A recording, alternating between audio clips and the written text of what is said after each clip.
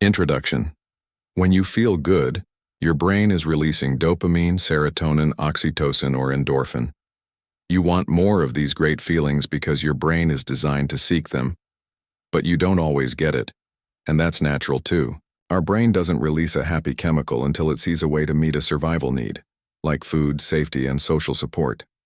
And then, you only get a quick spurt before your brain returns to neutral, so it's ready for the next survival opportunity. This is why you feel up and down. It's nature's operating system. Many people have habits that are bad for survival. How does that happen if our brain rewards behaviors that are good for survival? When a happy chemical spurt is over, you feel like something is wrong. You look for a reliable way to feel good again, fast. Anything that worked before built a pathway in your brain. We all have such happy habits, from snacking to exercising, whether it's spending or saving, partying or solitude, arguing or making up. But none of these habits can make you happy all the time because your brain doesn't work that way. Every happy chemical spurt is quickly metabolized, and you have to do more to get more. You can end up overdoing a happy habit to the point of unhappiness. Wouldn't it be great if you could turn on your happy chemicals in new ways? Wouldn't it be nice to feel good while doing things that are actually good for you? You can when you understand your mammal brain. Then you'll know what turns on the happy chemicals in nature and how your brain can substitute new habits for old ones. You can design a new happy habit and wire it into your neurons. This book helps you do that in 45 days. You don't need much time or money to build a new neural pathway. You need courage and focus, because you must repeat a new behavior for 45 days whether or not it feels good. Why doesn't it feel good to start a new habit? Your old habits are like well-paved highways in your brain. New behaviors are hard to activate because they're just narrow trails in your jungle of neurons. Unknown trails feel dangerous and exhausting, so we're tempted to stick to our familiar highways instead. But with courage and commitment, you will build a new highway, and on day 46 it will feel so good that you will build another. Warning: this book is about your brain, not about other people's brains. If you are in the habit of blaming your neurochemical ups and downs on others, you will not find support here. But you needn't blame yourself either. You can make peace with your mammalian neurochemistry instead of finding fault with it. This book shows you how. We'll explore the brain chemicals that make us happy and unhappy. We'll see how they work in animals and why they have a job to do. Then we'll see how the brain creates habits and why bad ones are so difficult to break. Finally, we'll embark on a 45-day plan that explains how to choose a new behavior and how to find the courage and focus you need to repeat it without fail. This edition of the book contains a lot of new exercises and interactive features that help you take each step. You will like the results. A happier, healthier you. OceanOffPDF.com 1. Your inner mammal. Our survival-focused brain. Your brain is inherited from people who survived. This may seem obvious, but when you look closer at the huge survival challenges of the past, it seems like a miracle that all of your direct ancestors kept their genes alive. You have inherited a brain that is focused on survival. You may not think you are focused on survival, but when you worry about being late for a meeting or eating the wrong food, your survival brain is at work. When you worry about being invited to a party or having a bad hair day, your survival brain sees the risk of social exclusion, which was a very real threat to your ancestors. Once you're safe from immediate threats like hunger, cold, and predators, your brain scans for other potential threats. It's not easy being a survivor. Consciously, you know that bad hair is not a survival threat, but brains tuned to social opportunities made more copies of themselves. Natural selection built a brain that rewards you with a good feeling when you see an opportunity for your genes, and alarms you with a bad feeling when you lose an opportunity.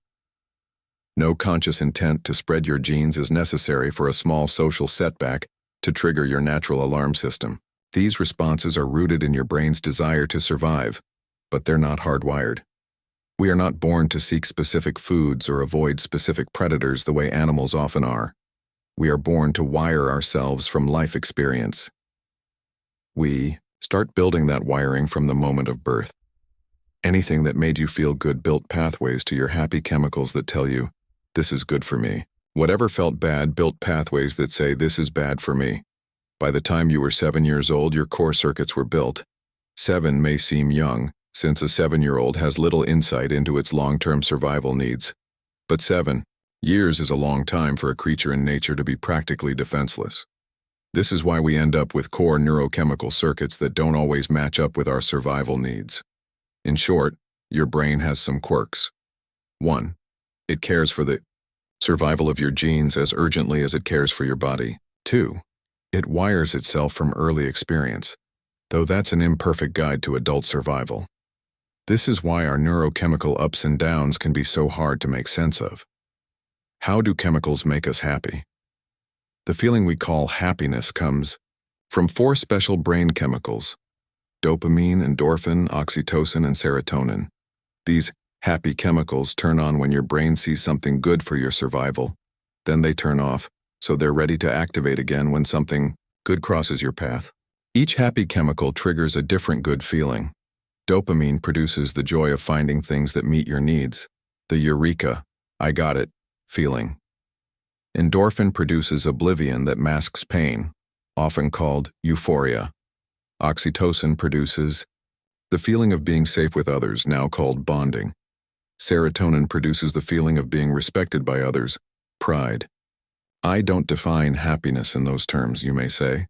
That's because neurochemicals work without words, but you can easily see how strong these motivations are in others. And research illuminates these impulses in animals. As for yourself, your verbal inner voice may seem like your whole thought process until you know the chemistry of your inner mammal. 4 happy chemicals. Dopamine, the joy of finding what you seek. Endorphin, the oblivion that masks pain. Oxytocin, the comfort of social alliances. Serotonin, the security of social importance. How do happy chemicals work? Happy chemicals are controlled by tiny brain structures that all mammals have in common: the hippocampus, amygdala, pituitary, hypothalamus, and other parts collectively known as the limbic system. The human limbic system is surrounded by a huge cortex. Your limbic system and cortex are always working together to keep you alive and keep your DNA alive. Each has its special job. Your cortex looks for patterns in the present that match patterns you connected in the past. Your limbic system releases neurochemicals that tell your body, this is good for you, go toward it, and this is bad for you, avoid it. Your body doesn't always act on these messages because your cortex can override them. If the cortex overrides a message, it generates an alternative, and your limbic system reacts to it. So your cortex can inhibit your limbic system momentarily, but your mammal brain is the core of who you are. Your cortex directs attention and sifts information, but your limbic brain sparks the action. Each chemical has a job. Your inner mammal rewards you with good feelings when you do something good for your survival. Each of the happy chemicals motivates a different type of survival behavior. Dopamine motivates you to get what you need, even when it takes a lot of effort. Endorphin motivates you to ignore pain so you can escape from harm when you're injured. Oxytocin motivates you to trust others, to find safety and companionship. Serotonin motivates you to get respect, which expands your mating opportunities and protects your offspring. You might come up with different motivations in your verbal brain, but your inner mammal decides what feels good. Happy survival motives. Dopamine, seek rewards. Endorphin, ignore physical pain. Oxytocin, build social alliances. Serotonin, get respect from others. The mammal brain motivates a body to go toward things that trigger happy chemicals and avoid things that trigger unhappy chemicals. You can restrain yourself from acting on a neurochemical impulse, but then your brain generates another impulse, seeking the next best way to meet your survival needs. You're not a slave to your animal impulses, but nor do you just operate on pure data, even if you believe you are doing that. You are always looking for a way to feel good, deciding whether to act on it, and then looking for the next best way of feeling good. Good feelings. Help animals. Meet needs. Animals accept their neurochemical impulses without expecting a verbal rationale. That's why animals can help us make sense of our own brain chemicals. The goal here is not to glorify animals or primitive impulses. It is to know what turns on our happy chemicals. For example, a hungry lion is happy when she sees prey she can reach. This is not philosophical happiness, but a physical state of arousal that releases energy for the hunt. Lions often fail in their hunts, so they choose their targets carefully to avoid running out of energy and starving to death. When a lion sees a gazelle she knows she can get, she's thrilled. Her dopamine surges, which revs up her motor to pounce. A thirsty elephant is happy when he finds water. The good feeling of quenching his thirst triggers dopamine, which makes permanent connections in his neurons. That helps him find water again in the future. He need not try to learn where water is. Dopamine simply paves a neural pathway. The next time he sees any sign of a water hole, electricity zips down the path to his happy chemicals. The good feeling tells him, here is what you need. When he's exhausted and dehydrated, a sign of a reward at hand triggers the good feeling that spurs him on. Without effort or intent, happy chemicals promote survival. But happy chemicals don't flow constantly. The lion only gets more happy chemicals when she finds more prey, and the elephant only releases them when he sees a way to meet a need. There is no free happy chemical in the state of nature. Good feelings evolved because they get us to do things that promote survival. Comparing the limbic systems and cortexes of a variety of animals make survival decisions with very little cortex. Their limbic system is enough to decide what's good for them. It motivates them to approach when a good feeling is released and to avoid when a bad feeling is released. This simple system kept our animal ancestors alive for millions of years and is still working inside us. The following figure shows how the basic chassis of our brain stayed the same, while the size of the parts changed immensely. Nature tends to build on what's there instead of starting over with a blank sheet. Mammals built onto the reptile brain and humans built onto the mammal brain. We humans have a large stock of extra neurons ready to wire a new experience. Reptiles have a minuscule stock of neurons, so they rarely adapt to new experience. But the reptile brain is skilled at scanning the world for threats and opportunities. If you ever feel like you are of two minds, or that your mind is going in different directions, this chart makes it easy to see why. Comparing brain parts, cortex, extra neurons that store life experience by growing and interconnecting limbic system, structures that manage neurochemicals such as the amygdala, hippocampus, hypothalamus, reptilian brain, the cerebellum and brainstem, medulla oblongata and pons, which manage routine bodily functions, human, chimpanzee, gazelle, mouse, lizard. How the human limbic system and cortex work together. Your big cortex makes you different from other animals. You can keep building new neural pathways and thus keep fine-tuning your efforts to meet your needs. But man does not live by cortex alone. You need your limbic system to know what's good for you. Your cortex sees the world as a chaos of raw detail until your limbic system creates the feeling that something is good or bad for you. You may have gotten the idea that your limbic brain is the bad guy and your cortex is the good guy, but it's more helpful to know how they need each other.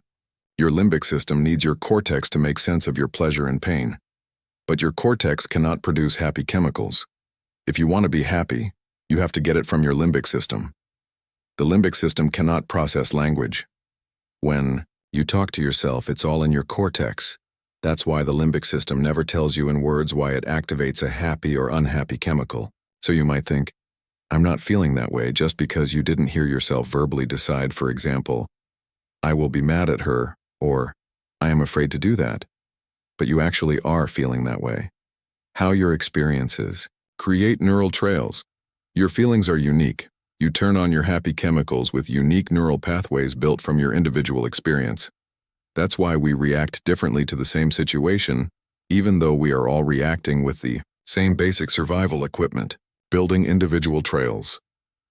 Happy moments in your past connected neurons that are there, ready to spark more happy chemicals the next time you're in similar circumstances. Unhappy moments in your past connected neurons that are there telling you what to avoid. Each time you have an experience, your senses take in the world and trigger electricity in your brain. That electricity flows in your brain like water flows in a storm. It finds the paths of least resistance. The paths you've already built give your electricity a place to flow, and that shapes your response to the experience. Neurochemicals. Pave these pathways the way asphalt paves a dirt road. Repetition also paves your pathways. Some of your neural trails develop into superhighways because you've activated them repeatedly and neurochemically. For example, a child who gets a lot of respect when she fixes her parents' computer builds a pathway that expects more good feelings when she does more to help people with computers. So she repeats the behavior, and the pathway builds. We end up with billions of pathways to channel our electricity, and they allow us to create meaning from the flood of inputs reaching our senses. Your neural guidance system. The trails you have built thus far in your life combine to make up your neural guidance system. The system might not be what you'd design today if you started from scratch, but it guides your reactions to the situations you encounter on a daily basis. Your inner mammal has no reason to doubt its own reactions, because they're built from your actual life experiences. You don't notice your neural guidance system because you built it without conscious intent. That's why it's hard to build new trails. You don't know how you built the old ones. Familiar neural pathways are easy to travel, but that's not always good. Your neural pathways make it easy for you to like some things and dislike others. You may find yourself liking things that are not especially good for you, and fearing things that actually are good for you. Why would a brain that evolved for survival build such quirky circuits? Because we're designed to store experiences, not to delete them. Most of the time, experience holds important lessons. It helps you go toward whatever helped in the past and avoid whatever hurt. But the pathways of past experience can also mislead. They can lead you to avoid hurts that are long gone, or to seek too much of a good thing. For example, you might avoid math because a kid laughed at you in math class long ago, or you might overindulge in pizza because your parent showed kindness while sharing a pizza long ago. Your human cortex can adjust your old circuits with new inputs. You can tackle math or resist pizza, but your old circuits are very efficient. You tend to rely on them because the world overwhelms you with information, and your superhighways help. It flows so well. But those superhighways don't always take you where you want to go. Sometimes they lead you to unhappy chemicals, just when you were hoping to feel good. You can enjoy more happy chemicals if you blaze new trails through your jungle of neurons. It may be harder than you expect, but it's easier when you know your equipment. How can you build new pathways? When you were young, you built new circuits easily. In adulthood, building a new circuit is as hard as slashing through a dense rainforest. Every step requires huge effort, and the new trail you worked so hard for disappears into the undergrowth if you don't use it again soon. All this slashing may feel like a waste of time when you already have a network of superhighways to use instead. Your neurons have difficulty sending electricity down a path you've never activated before. Each time a pathway is activated, it fires more easily. Repetition develops a neural trail slowly, the way a dirt path hardens from years of use. So how can you build new pathways? The answer is simple. Feed your brain new experiences again and again. Repetition will build the circuits you want. No one can build them for you, and you cannot build them for someone else. This book helps you select new experiences that stimulate happy chemicals and repeat them until they surge with electricity. You can feel good in ways that are good for you. The vicious cycle of seeking happiness. You might wish to escape unhappiness forever, but it's useful to know that unhappy chemicals are as essential to your survival as happy chemicals. Your brain needs unhappy chemicals to call attention to threats and obstacles, just as it needs happy chemicals to call attention to opportunities. You are designed to survive by seeking happy chemicals and avoiding unhappy chemicals. You are not designed for shortcuts that eliminate the seeking and avoiding. Let's see how these shortcuts can cause a vicious cycle. Your brain's quest to feel good. The quest for good feelings is nature's survival engine. Animals seek food to relieve the bad feeling of hunger. They seek warmth to relieve the bad feeling of cold. Happy chemicals start flowing before a mammal even eats or warms up because the mammal brain turns them on as soon as it sees a way to meet a need. The human brain does this with the added boost of a cortex that makes long chains of associations. We avoid hunger by planting food and avoid chill by stocking fuel. We anticipate bad feelings in order to prevent them. But unhappy chemicals persist, no matter how well you meet your needs, because your survival is threatened as long as you're alive. A mammal risks getting eaten by a predator when it forages for food. It risks social conflict when it seeks a mate. And it risks genetic annihilation. If it avoids that conflict entirely, the mammal brain never stops scanning for potential threats. When you're safe from physical threats, your brain scans for social threats. Mammals survive because the bad feeling of cortisol alerts you in time to avoid potential threats. Cortisol communicates pain and the expectation of pain. It motivates you to do whatever it takes to make the bad feeling stop. When a lunching gazelle smells a lion, cortisol motivates it to run even though it would rather keep eating. Gazelles survive because smelling a lion feels worse than hunger. Our ancestors survived because cortisol directed their attention to one threat after another. Your response to cortisol alarms. When your cortisol surges, you respond by noticing what it's paired with. It could be low blood sugar, or the scent of danger, or social isolation. Life experience builds myriad circuits that light up when your cortisol turns on. Sometimes the solution is obvious, like pulling your hand off a hot stove, but often you're not sure what triggered the alarm. You don't know how to make it stop, yet it feels like something awful will happen if you don't do something immediately. For example, let's say you have a bad feeling about your boss while sitting at your desk in your office. You want to make that feeling go away because cortisol annoys you until you do something to make it stop, but you're not sure what started it or how you can relieve it. You do know from life experience that donuts make you feel good. Donuts trigger happy chemicals because fat and sugar are scarce in nature.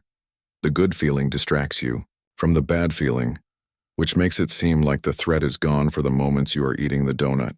Consciously, you know the donut hasn't fixed your problems, but happy chemicals are molecules that pave a neural pathway. The next time you feel bad about your boss, electricity trickles to the thought of eating a donut. If you eat one, you build the connection. You still know the donut doesn't solve your problem and in fact could make it worse. But going with the flow gives you a sense of safety for that moment. When the do something feeling strikes, your brain builds the idea that eating a donut is doing something. Chemical ups and downs. It would be nice to stop cortisol with permanent solutions to every problem. But that cannot happen because disappointment triggers cortisol too. When a lion loses sight of the gazelle she was stalking, her cortisol turns on. When a monkey can't crack open the nut he is working on, his cortisol turns on. Your cortisol helps you make course corrections on the path to meeting your needs. Cortisol alerts you when Plan A doesn't work. When Plan A works, alas, the happy chemicals don't last. To get more, you have to do more. That is how a brain keeps prodding a body to do what it takes to keep its DNA alive. Happy chemicals get reabsorbed and your awareness of survival threats resumes. A do-something feeling gets your attention when you're not distracted by happy chemicals. As you look for ways to relieve it, fast, easy happy chemical activators may tempt you. Everything I like is illegal, immoral, or fattening. The old saying has some truth to it because everything that triggers fast, easy happy chemicals has side effects. Good feelings were naturally selected because of their side effects. Food evolved to feel good because that motivates a body to do what it takes to find nutrition. Sex evolved to feel good because that motivates a body to do what it takes to find a mate. The side effects of food and sex were desirable in a world of scarcity. We did not evolve to get an instant high from food and sex in every moment. Seeking.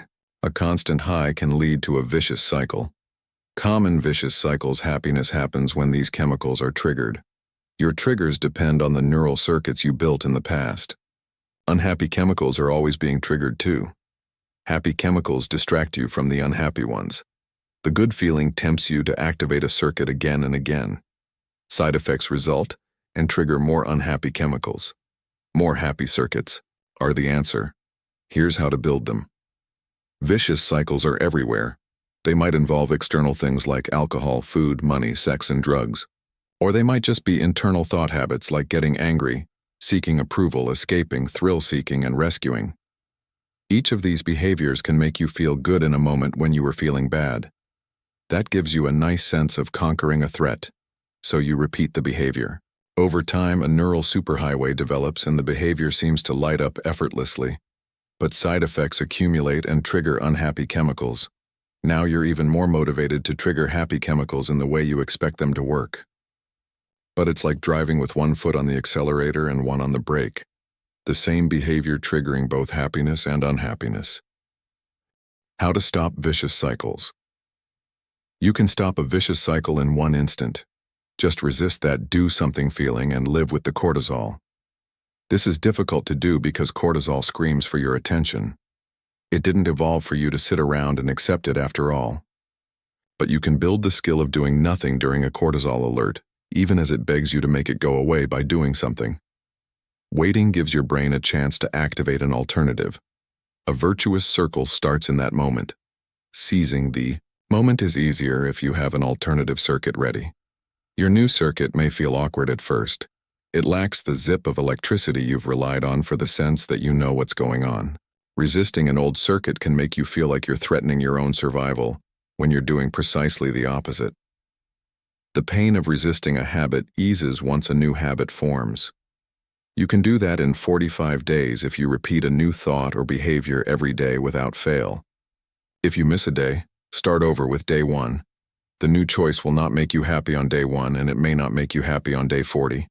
Even on day 45, it cannot trigger happy chemicals constantly, but it will invite enough electricity to free you from a vicious cycle. Don't ask your brain for something it can't give you. It's not easy being a mammal with a big cortex. We have enough neurons to imagine things that don't exist instead of just focusing on what is. This gives us the power to imagine solutions before it's too late. We improve our lives, but we also stimulate bad feelings. To feel better, we imagine a better world, where happiness flows effortlessly and bad feelings are eradicated. But this is not a realistic expectation with the brain we have. Your brain only releases happy chemicals when you take steps toward meeting needs. You can end up in a vicious cycle if you focus on the short-run good feeling of an imagined world and neglect the reality of the world you live in. Focus on your own pathways. It's easy to see vicious cycles in others. That's why we're tempted to take charge of other people's happiness. But you cannot reach into someone else's brain and make new connections for them, nor can they do that for you. If you focus on other people's brains, you may fail to make them happy and fail to make yourself happy. Each person must manage his or her own limbic system. Modern society is not the cause of vicious cycles. Our ancestors had variations of their own. For example, they made human sacrifices to relieve threatened feelings, and when they felt bad again, they made more sacrifices. We have developed better ways to feel good, but side effects still plague us, so we strive to do better. What about love? You've probably heard that love is the key to happiness, but it's useful to know how happy chemicals create that feeling. Love is a huge surge of happy chemicals because it's hugely relevant to the survival of your genes. You're not thinking about your genes when you're in love, but your genes are inherited from people who did what it took to reproduce successfully. Brains that motivate reproductive behavior end up making more copies of themselves. Sex is only a small part of the story. Everything from competing for healthy mates to nurturing healthy offspring is relevant to what biologists call reproductive success. Love motivates all of these behaviors. You may find it hard to link your loving feelings to natural selection, but in the animal world it's easy to see how brain chemicals shape mating behavior. The mammal brain is very focused on reproductive success.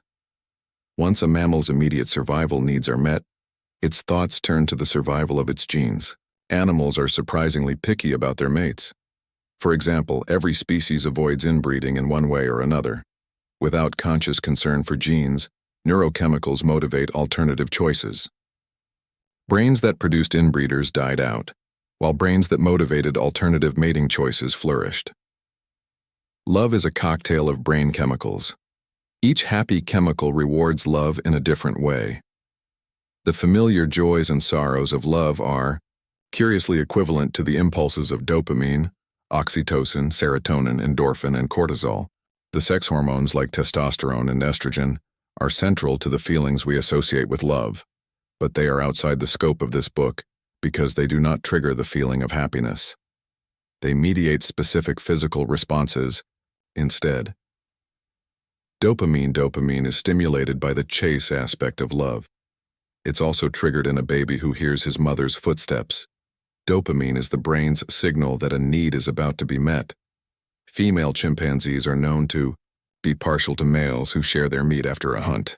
Protein is scarce in the rainforest, and females need a lot of it for gestation and lactation, so meat is a great dopamine stimulator. For humans, finding the one makes you high on dopamine. However you define what you seek, dopamine excites you when you approach it. Oxytocin is stimulated by touch and by trust. In animals, touch and trust go together. Apes only allow trusted companions to touch them because they know from experience that violence can erupt in an instant. In humans, everything from holding hands to feeling supported triggers oxytocin.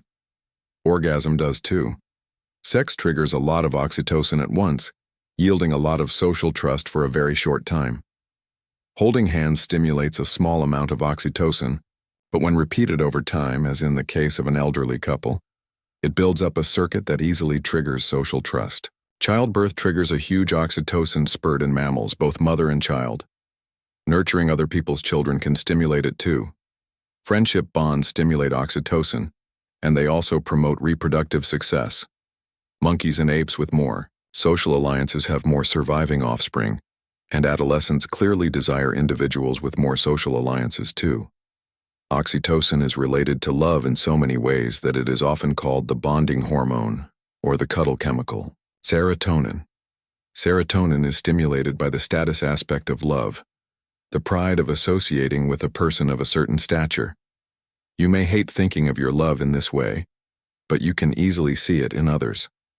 Animals with higher status in their social groups have more reproductive success, and natural selection built a brain that rewards you with the good feeling of serotonin when you raise your status. This may be hard to believe, but research on a huge range of species shows tremendous energy invested in the pursuit of status.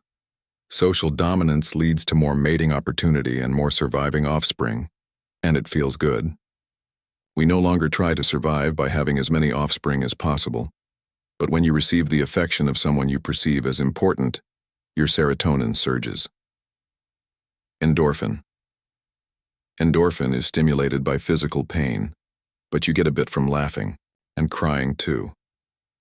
Lovers are known for laughing together, and it's interesting to know that they are stimulating each other's endorphin.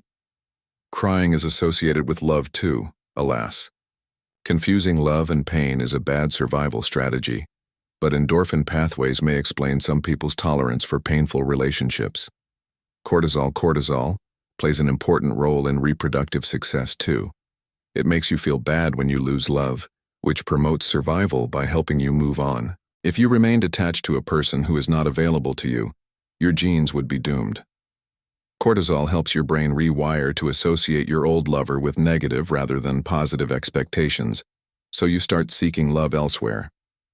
We wish lost love wouldn't feel so bad, but it's interesting to know that the bad feeling has a valuable function. In animals, it's easy to see how bad feelings promote love. Cortisol motivates a mammal mama to guard her child constantly and to search for nourishment to sustain her milk. Cortisol motivates a male mammal to avoid conflicts he's likely to lose and to risk conflicts he's likely to win. If your social standing is threatened, cortisol alarms you because lost status threatens your DNA and the state of nature. The ups and downs of love and survival. Love feels bad for a subtle reason that's widely overlooked. We are born helpless and need love to survive. The first experience in each brain is the sensation of needs that you cannot meet for yourself. You feel good when others meet your needs, and you come to expect that. Alas, we must transition from childlike dependence to mature independence. That can feel like a survival threat to the part of your brain that expects to be taken care of. This motivates people to find adult love, and that keeps our genes alive. But the interdependence of mature love never measures up to the dependence of your brain's first circuits. Dopamine and survival. A small potential reward triggers a small surge of dopamine. A huge potential reward triggers a huge surge of dopamine. For example, mothers have been seen lifting a car when their child is pinned underneath. Saving your child's life is the biggest reward there is from the perspective of your genes. A mother is not consciously thinking of her genes when she risks her life to save her child. She's not thinking at all. Such mothers report they had no idea what they were doing. The verbal part of the brain is not needed for a dopamine circuit to unleash the energy needed for the job. The link between dopamine and survival is not always obvious, however. For example, computer games stimulate dopamine, even though they don't meet real needs. Computer games reward you with points that your mind has linked to social rewards. To get the points, you activate the seek and find mechanism that evolved for foraging. You keep enjoying dopamine as you keep approaching rewards. The dopamine paves a pathway that tells you to expect good feelings from computer games. The next time you feel bad, the game is one way your brain knows to relieve those bad feelings. From your mammal brain's perspective, it relieves the threat, though the social rewards may prove more elusive. Exercise. When do you feel dopamine? Dopamine is the excitement you feel when you expect a reward. A hungry lion expects a reward when she sees an isolated gazelle. A thirsty elephant expects a reward when he sees signs of a waterhole. Dopamine unleashes your reserve tank of energy when you see a way to meet a need. Even when you're just sitting still, dopamine motivates you to scan a lot of detail to find a pattern that's somehow relevant to your needs. When you find details that are just right, it feels good. Finding the puzzle piece you're looking for feels good because of dopamine. Whatever triggered your dopamine when you were young paved neural pathways that tell your dopamine when to turn on today. These circuits work without words, so your dopamine can be hard to make sense of. You will learn if you pay close attention to patterns in your excitement. Sometimes this is easier to see in others, though they may not appreciate your observations. Spend time noticing the joy of finding what you seek. In your work, in your free time, in someone else. In surprise rewards, you weren't looking for the quest for more. The urge for more did not start with our society. In fact, our ancestors never stopped seeking either. When their bellies were full, they looked for new ways to meet their needs by making better arrows and stronger shelters. We know how hard they searched for the right materials because archaeological sites often contain materials from far away. Dopamine made the quest feel good, but the feeling soon passed and they kept seeking more. Every brain learns to link effort and reward, whether material rewards, social rewards, or relief from a threat. If you are studying for a math test, you are fueled by dopamine. You may not consciously think it feels good, but something in your life connected math to other rewards. It could be material rewards, social rewards, or just the good feeling of an achievement. Solving math problems is another kind of seek and find activity. When you find the right answer, you get that "I did it" feeling, which erases any cortisol feelings for a moment. When your answer is wrong, you may try again because you still expect a reward. An athlete spends long hours training because a little dopamine is stimulated by each step toward expected rewards. Winning games or medals triggers a big burst of dopamine, but these are only steps as well. An athlete has linked these steps to rewards that feel relevant to survival, be it material rewards, social rewards, or internal rewards. Each brain has built expectations about survival rewards and the steps it takes to reach them. When you move toward your expected reward, dopamine makes it feel good. Meet your endorphin. Euphoria is a common description of the endorphin feeling, but this neurochemical did not evolve for good times. Physical pain is what triggers it. You may have taken a bad fall and got up thinking you were fine, only to discover that you're seriously injured. That's the power of endorphin. Endorphin masks pain for a short time, which promotes survival by giving an injured mammal a chance to reach safety. If your ancestor broke his leg while hunting, or got worn down by hunger and thirst, the oblivion of endorphin helped him do what it took to save himself. Runner's high is a well-known endorphin experience, but you cannot get a daily high from a daily run. Endorphin is only released if you push past your capacity to the point of distress. This is not necessarily a good way to promote survival. Endorphin did not evolve to motivate self-inflicted pain. It evolved to escape pain. Perhaps you've seen a zebra wriggle out of the jaws of a lion on a wildlife documentary. You see the zebra's flesh ripped open, but it can still run. Endorphin masks the pain for a few moments, which helps the zebra escape. If it fails to escape and ends up in the lion's jaw, it will at least die in an endorphin haze. It's nice to know about nature's morphine when you see disturbing footage. It reminds you that endorphin exists not for partying, but for momentary respite in the struggle for life. Pain does have value. The respite of endorphin is brief because pain has survival value. Pain is your body's signal that something is urgently wrong. If you ignored pain all the time, you would touch hot stoves and walk on broken legs. You would not make good survival choices if you were always high on endorphin.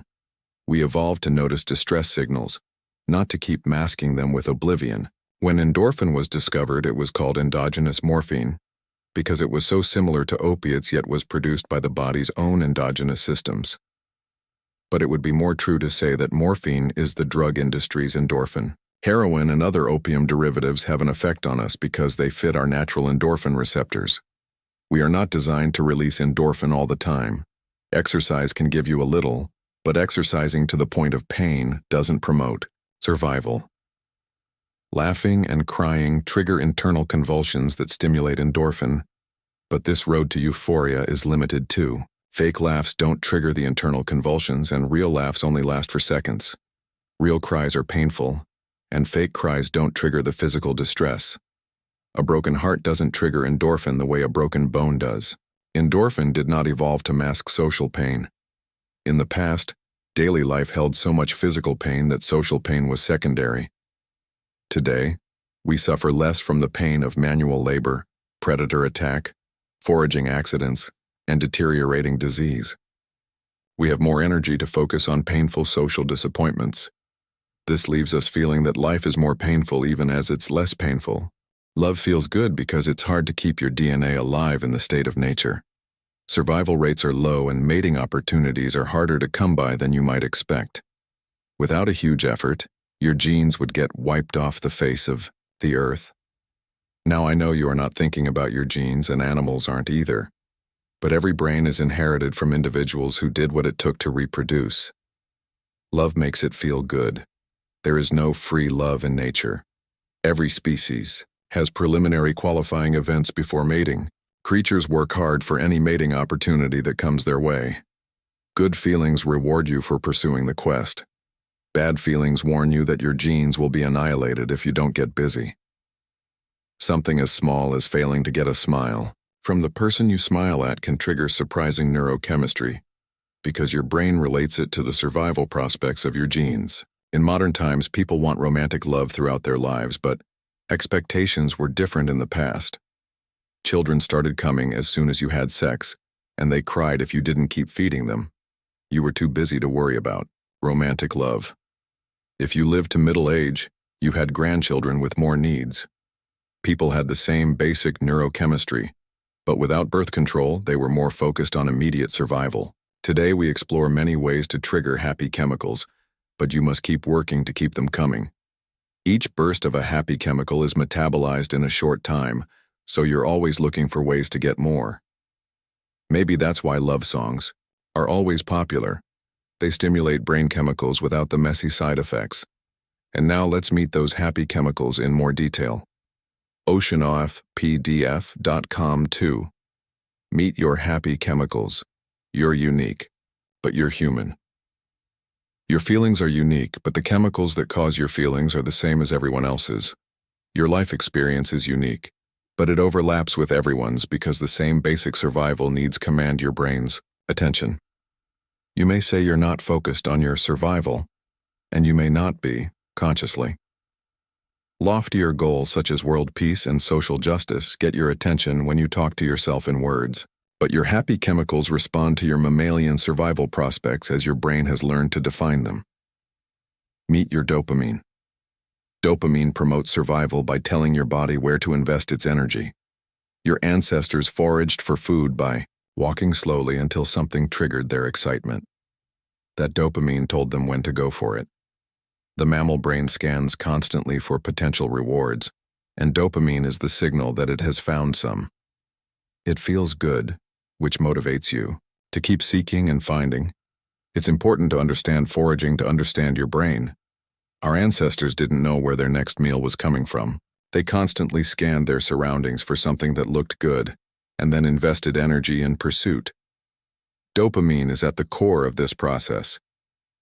In today's world, you don't need to forage for food, but dopamine makes you feel good. When you scan your world, find evidence of something that felt good before and go for it. You are constantly deciding what is worth your effort and when it's better to conserve your effort. Your dopamine circuits guide that decision.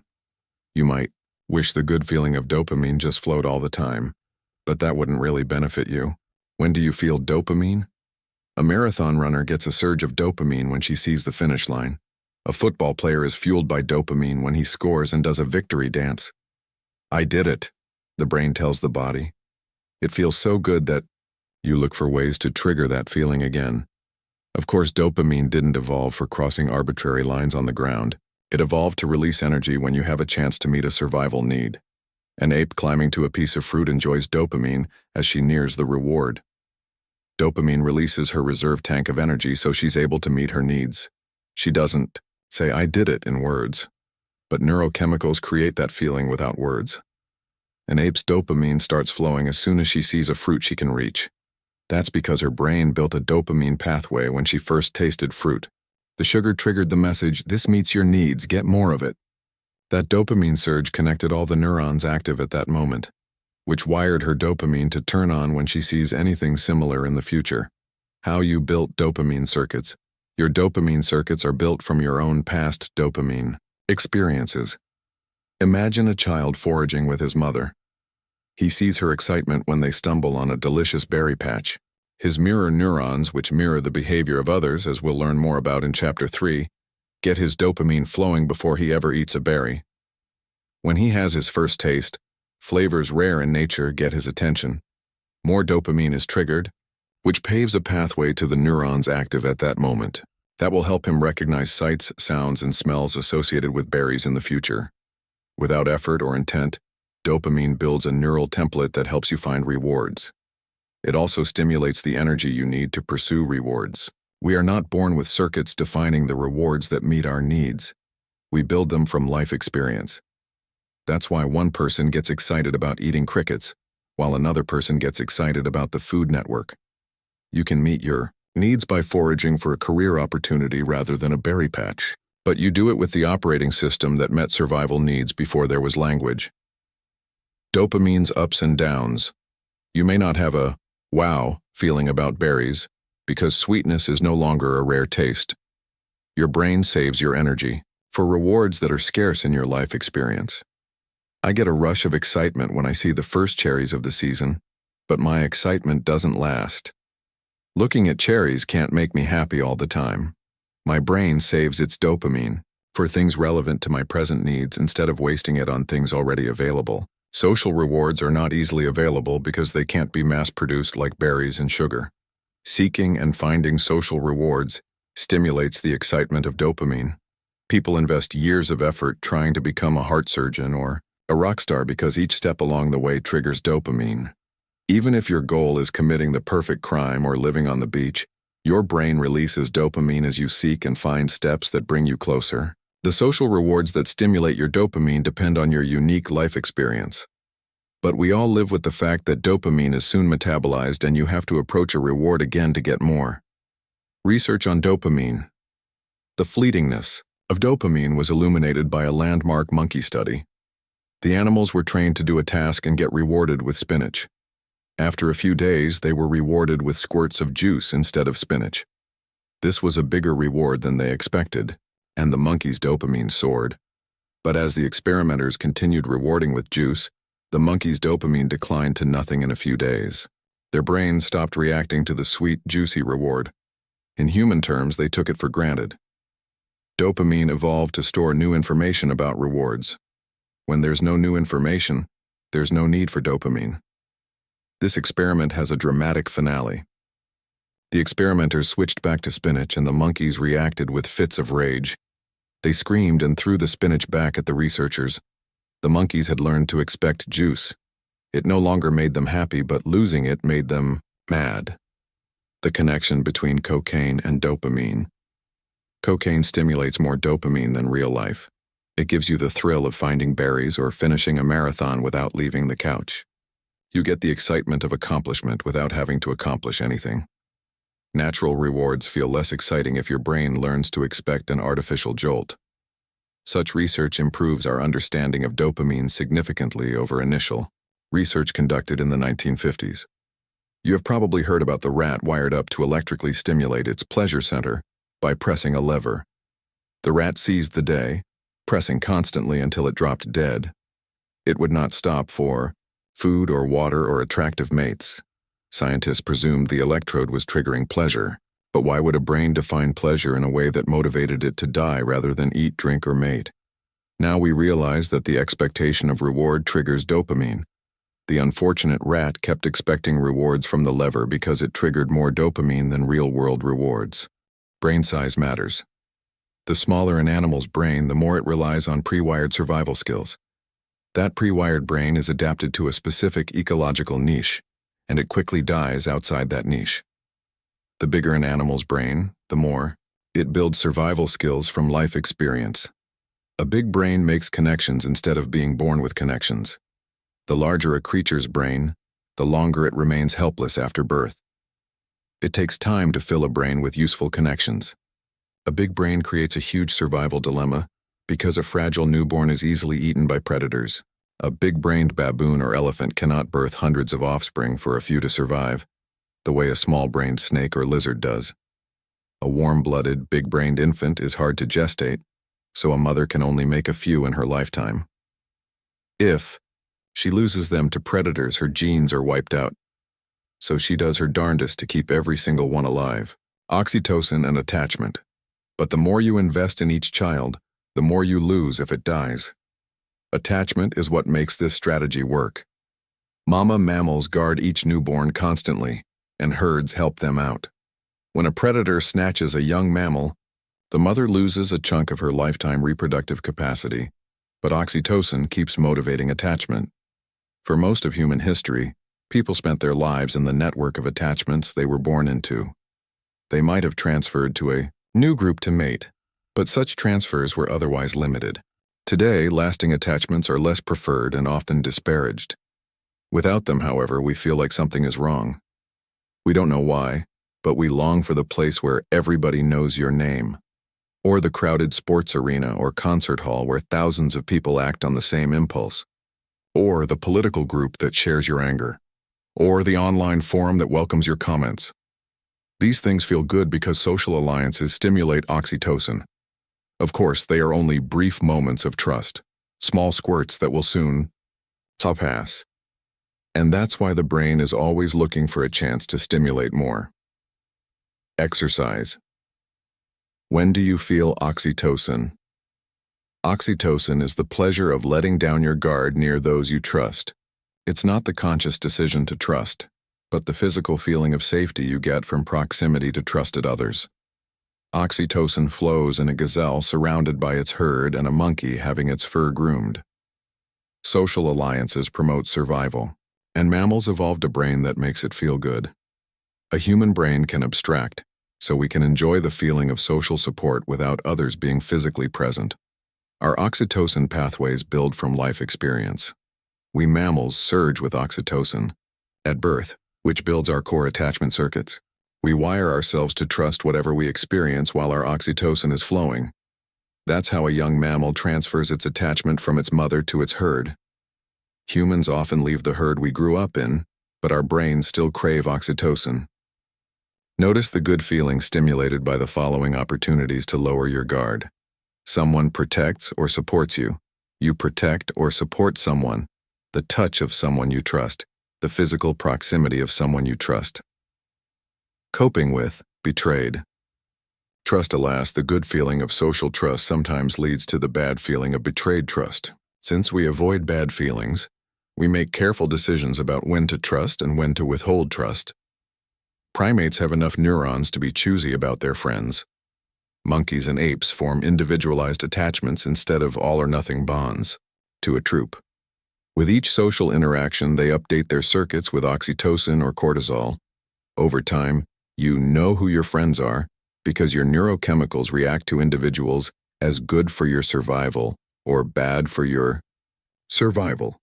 Oxytocin and long-term bonds.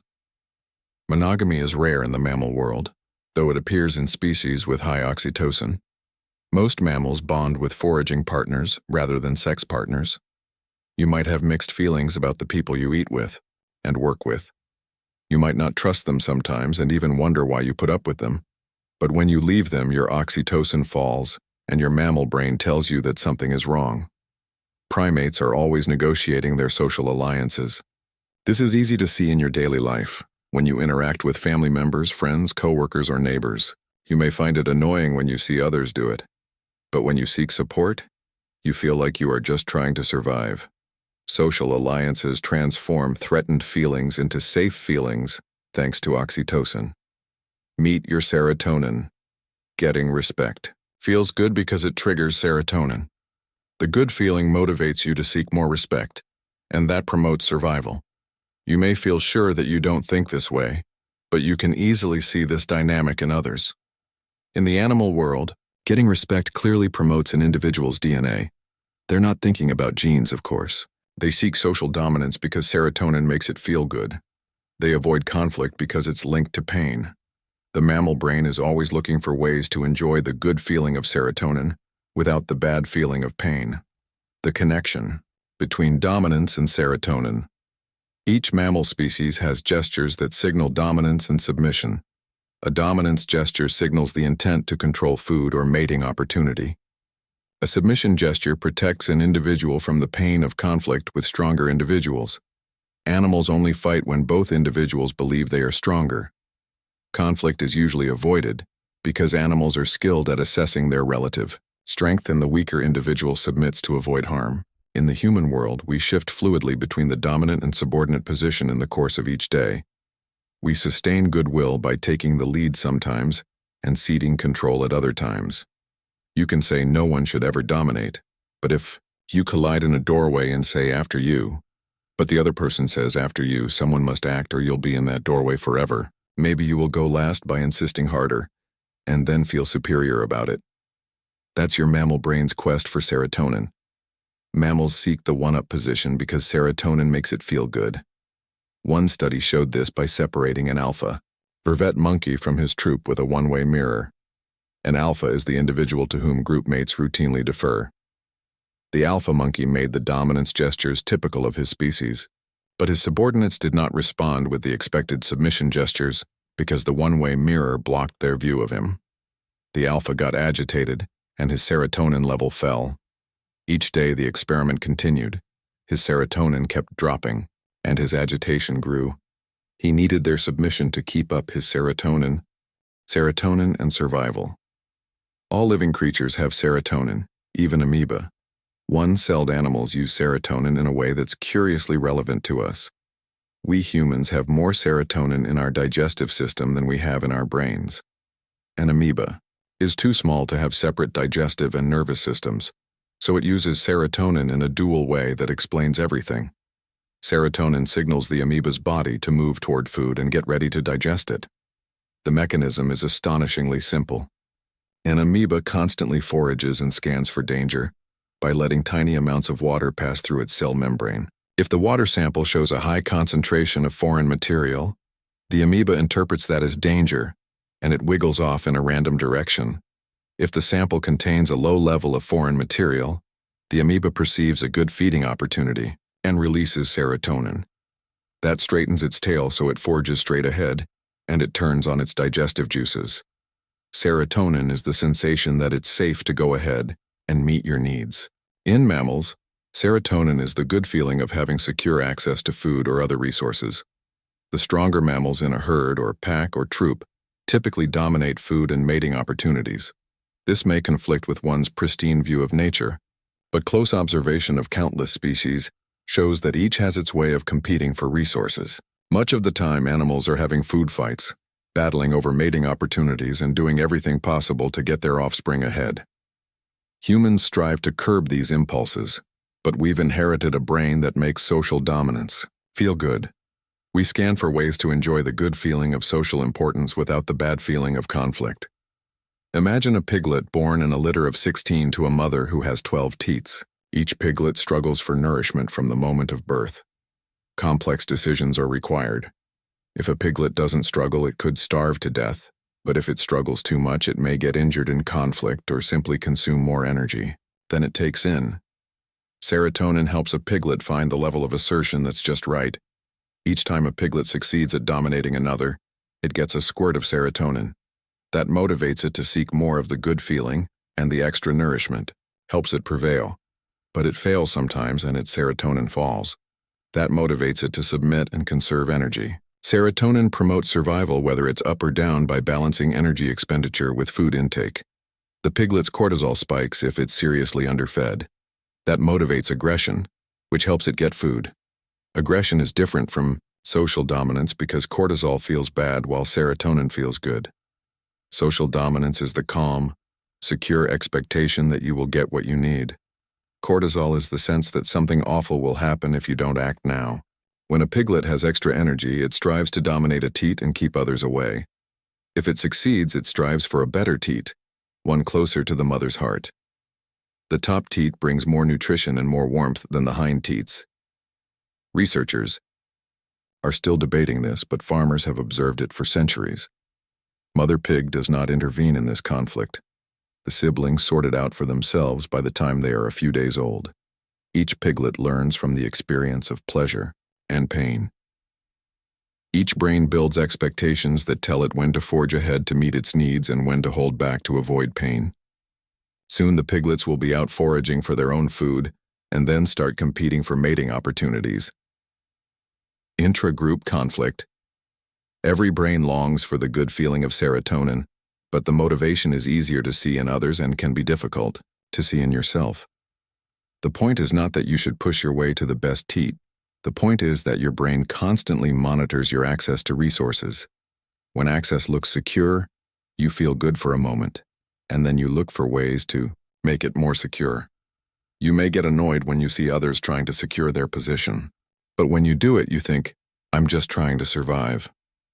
Securing resources is tricky for creatures that live in groups. A solitary reptile can just lunge at food without worrying about others. If a group-living mammal lunged at food, it might crash into a bigger, stronger individual who would attack it. Avoiding injury promotes survival more than any one bite of food. So the impulse to compare yourself to others and decide whether you're stronger or weaker is more pressing than the impulse to eat. When a mammal sees that it's weaker, it restrains itself until the other has eaten. When a mammal sees that it's stronger, its serotonin surges and it lunges at food. I am not saying we should dominate the weak. I am saying we should recognize our own evolutionary urge to make social comparisons and come out on top. Young mammals quickly learn that stronger individuals will bite them if they're in the way of desirable resources. The pain of being bitten wires a youth to hold back. You may call it cooperation when you see an animal hold back, but the animal wants its chance to eat and reproduce. It is not lyricizing about cooperation. It is scanning for safe opportunities to go for it. Male versus female survival strategies. Each gender seeks dominance in ways that best promote its DNA. In most species, females invest so heavily in each offspring that their genes are best served by enhancing the survivability of her young. A male's reproductive success is often served by maximizing mating opportunities. Within these strategies, both genders dominate and submit to meet their needs. Animals can't save money for a rainy day. The only way they can put something aside for the future is to invest today's extra energy into social power that can help them survive tomorrow. That's why each mammalian herd or pack or troop has its status hierarchy. The organization is not conscious, of course. Each individual simply remembers whom they fear and whom they trust, and a hierarchy emerges organically. Cortisol tells a mammal to hunch down in self-defense in the face of a stronger groupmate. Serotonin tells a mammal to swell with pride, or air, depending on how you look at it, when it is strong enough to get respect and meet its needs. A cow that pushes her way to the center of the herd is safer from predators than a cow near the edge of the herd. The pushy cow improves her chances of living to reproduce and keeping her young alive. Bulls typically avoid the herd until mating, Time, when they ferociously battle other males for admission. The most dominant bull pushes his way to the center of the herd, where he meets and inseminates the most dominant cows. In each species, social dominance promotes reproductive success, in one way or another. I am not advocating such behavior, simply recognizing the human challenge of trying to feel good while avoiding conflict. Are animals really selfless? You may have heard that animals are altruistic. There's a demand for evidence that nature is good, and researchers tend to supply studies that meet the demand.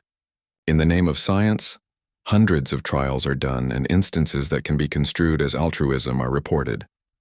The illusion of animal altruism is often built on highly artificial laboratory scenarios. In the wild, animals will snatch food from the mouths of juveniles who dare to go for it, but that's not reported in the news. In the animal world, higher status males generally get more mating opportunities. Higher status females tend to be more fertile, and their young have higher survival rates. Brains that seek social dominance made more copies of themselves. We are descended from them. At the same time, we strive for social trust to stimulate oxytocin. Your brain is always looking for ways to enjoy serotonin without losing oxytocin or increasing cortisol. For example, if your comment in a meeting gets respect, that feels good. But if you dominate the meeting, you may end up with pain. Each experience of pain or pleasure builds connections that help you figure out how to feel good and survive. Your brain is always trying to get respect using the circuits you have. This is the subject of my book, I, Mammal: Why Your Brain Links Status and Happiness. Exercise. When do you feel endorphin? Endorphin is an oblivious feeling that masks physical pain. Endorphin allows an injured animal to escape from a predator and save its life. We are designed for survival, not for getting high. Nature's opiate is only released in short spurts because pain is actually good for you. It tells you not to touch fire or run on a broken leg. Exercise is good, but runner's high only happens if you exercise to the point of pain. We are not designed to inflict pain on ourselves to feel good. Fortunately, small drips of endorphin are stimulated by laughing, crying, and reasonable exertion. You can't expect a constant high, but you can celebrate your body's ability to manage pain. Notice your endorphin at work in a moment when you were hurt but didn't realize it for a few minutes. You felt good after a big physical exertion. You felt good after a belly laugh. You felt good after a real cry. Adrenaline is not the same as endorphin. Endorphin is different from adrenaline. Skydiving and bungee jumping trigger an adrenaline high. You anticipate pain, and your body releases adrenaline to handle the emergency. The adrenaline junkie is not seeking pain, but the rush of energy designed to avoid pain. When you see the ground rushing at you, your brain anticipates pain, even if you're safely attached to a rope or a roller coaster. Your brain evolved in a world of real threats, not self-imposed, artificially concocted threats. Adrenaline is outside the scope of this book because it does not cause happiness. It causes a state of arousal, as if your body is stepping on the gas. Some people learn to like that feeling, but it is not a signal that something is good for you.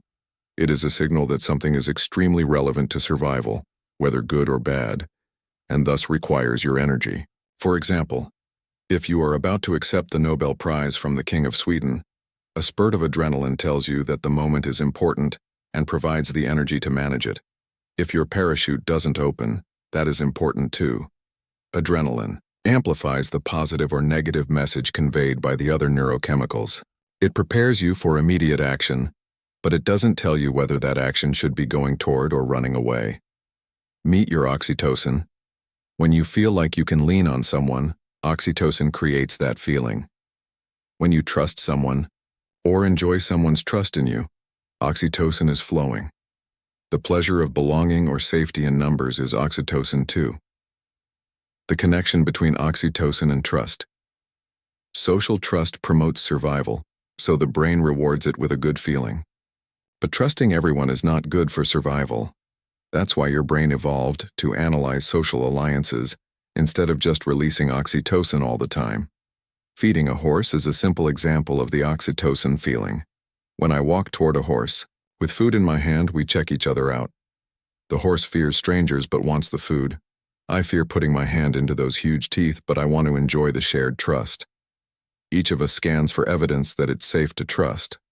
When both of us are satisfied that the other doesn't pose an immediate threat, we relax and it feels good. That's the release of oxytocin. Horses survive by trusting their herd mates. A herd is an extended alarm system. Each horse shares the burden of staying alert for predators. The horse that trusts its fellow horses can relax a bit and still survive. Mammals live in herds and packs and troops because there's safety in numbers. If they are separated from their group mates, their oxytocin falls and they feel bad. A herd animal panics when it can't see at least one of its group. When it rejoins them, a surge of oxytocin relieves the cortisol. Oxytocin and reproduction mammals take the risk of leaving their group when it promotes reproduction. Young mammals transfer to a new troop at puberty to improve mating opportunities. Depending on the species, either the males or the females disperse at puberty. A mother mammal leaves her group to search for a lost child or to give birth.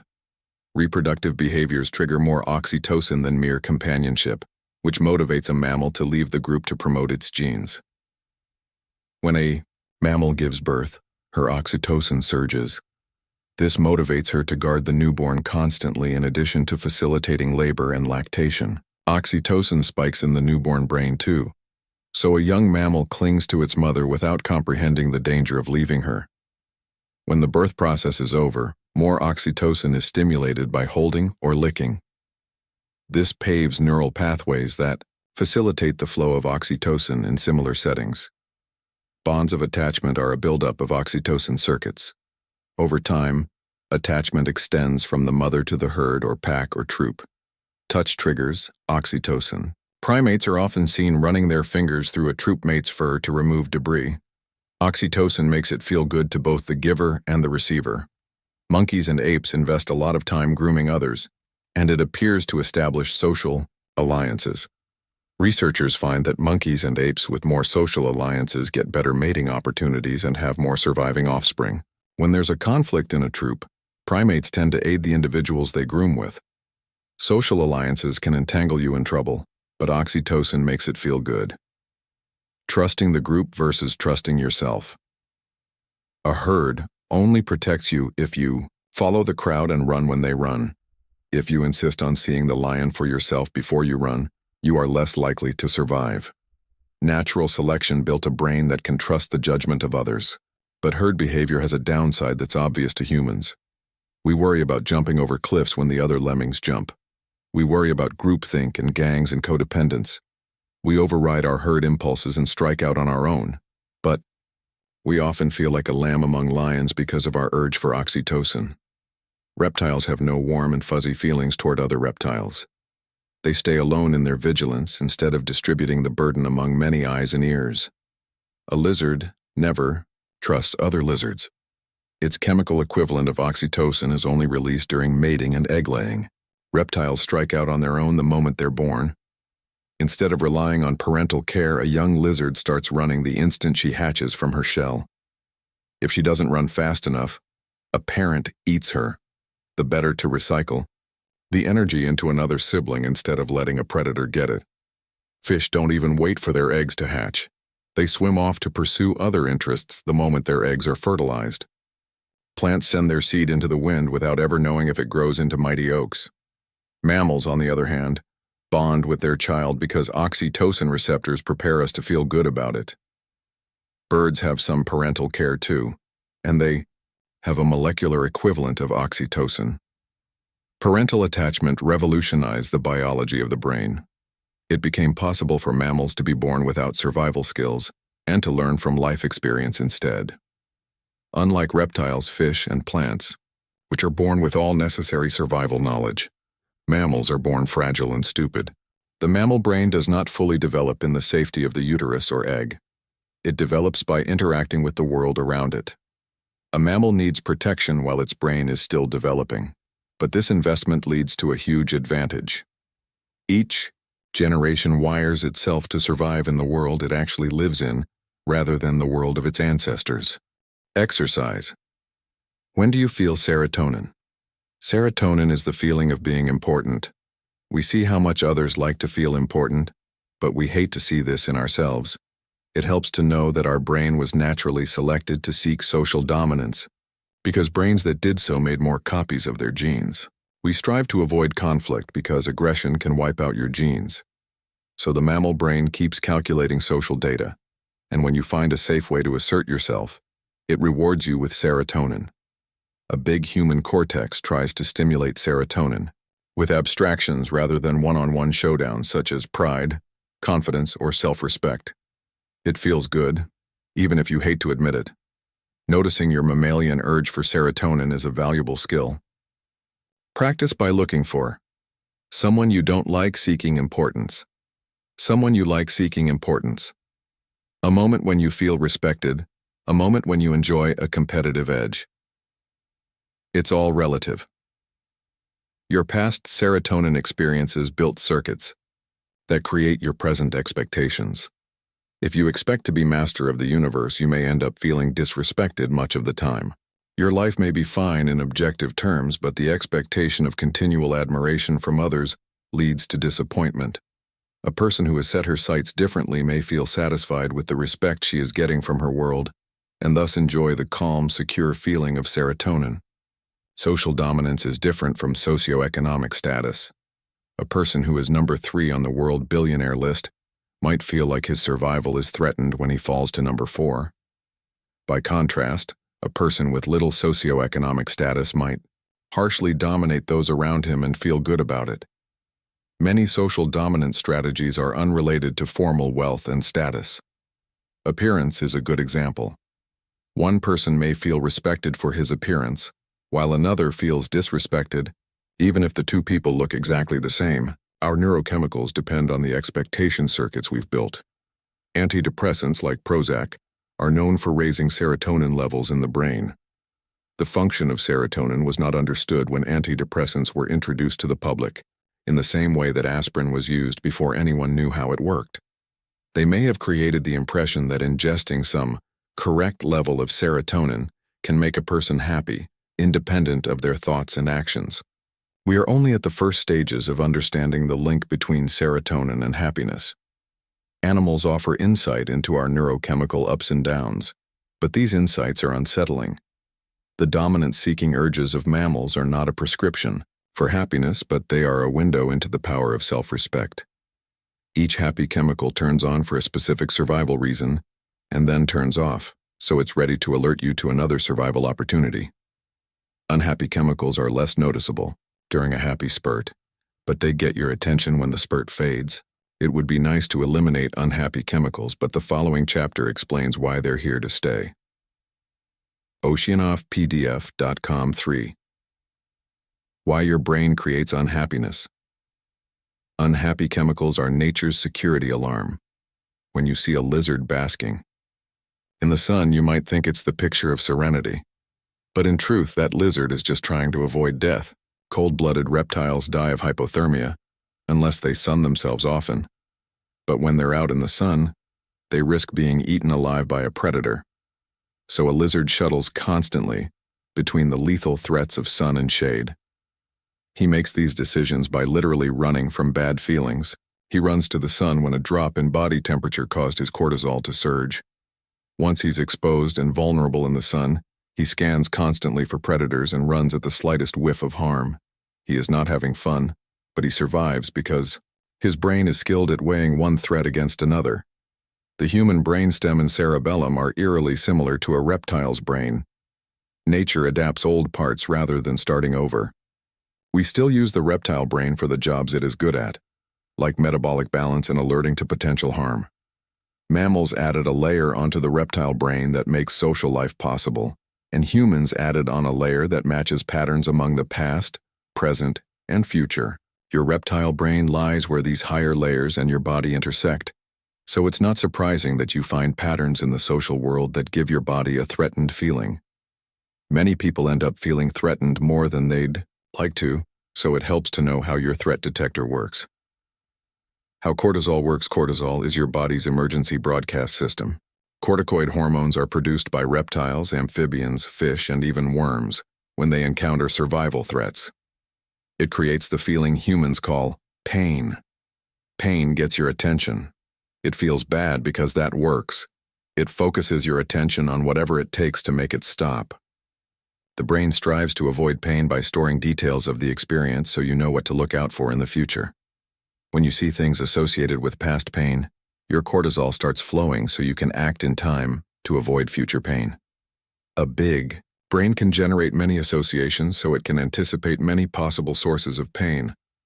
When cortisol surges, we call it fear, but when cortisol dribbles, we call it anxiety or stress. These bad feelings tell you that pain will come if you don't act fast. Your reptile brain can't say why it released the cortisol. Electricity just flowed down a pathway.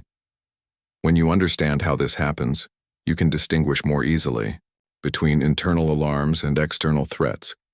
You might think you'd be free from cortisol if the world were in better shape.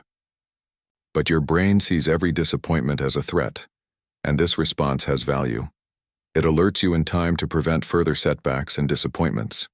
For example, if you've walked miles to get water and realize you're on the wrong trail, a surge of bad feeling protects you from walking any farther on the wrong trail.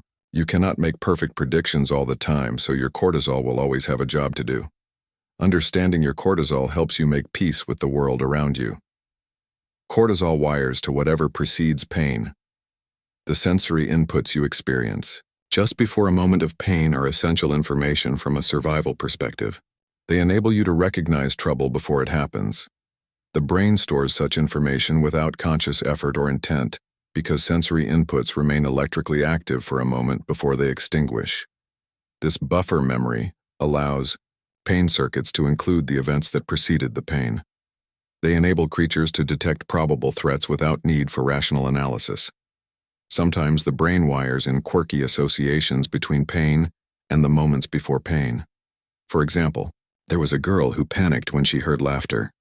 The girl had been in a car crash that killed some of her friends. She awoke from a coma without remembering the accident and began having panic attacks at the sound of laughter.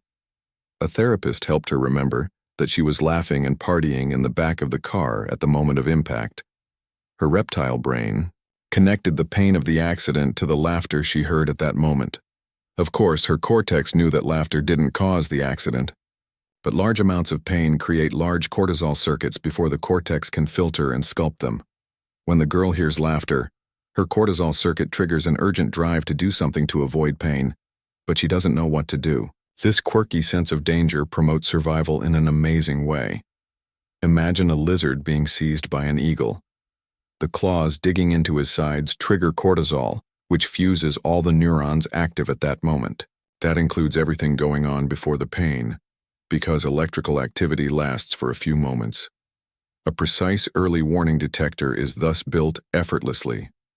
The smell of an eagle as it swoops in, and the sudden darkness caused by an eagle blocking out the sun are now linked to the lizard's cortisol. If he manages to free himself and survive, he will have a very effective new circuit. Thus, cortisol circuits enable a reptile to avoid death without actually knowing what death is or even what an eagle is. We humans are born with an unfinished nervous system for a good reason. If we developed fully in utero, our heads would be too big to fit through the birth canal. Instead, we get born premature, with a nervous system that isn't hooked up. This was learned by comparing human infants to premature chimpanzees. A premature chimp is not capable of holding on to its mother as she swings through the trees the way a full-term baby chimp can. A newborn human is like a premature chimp with a much bigger brain.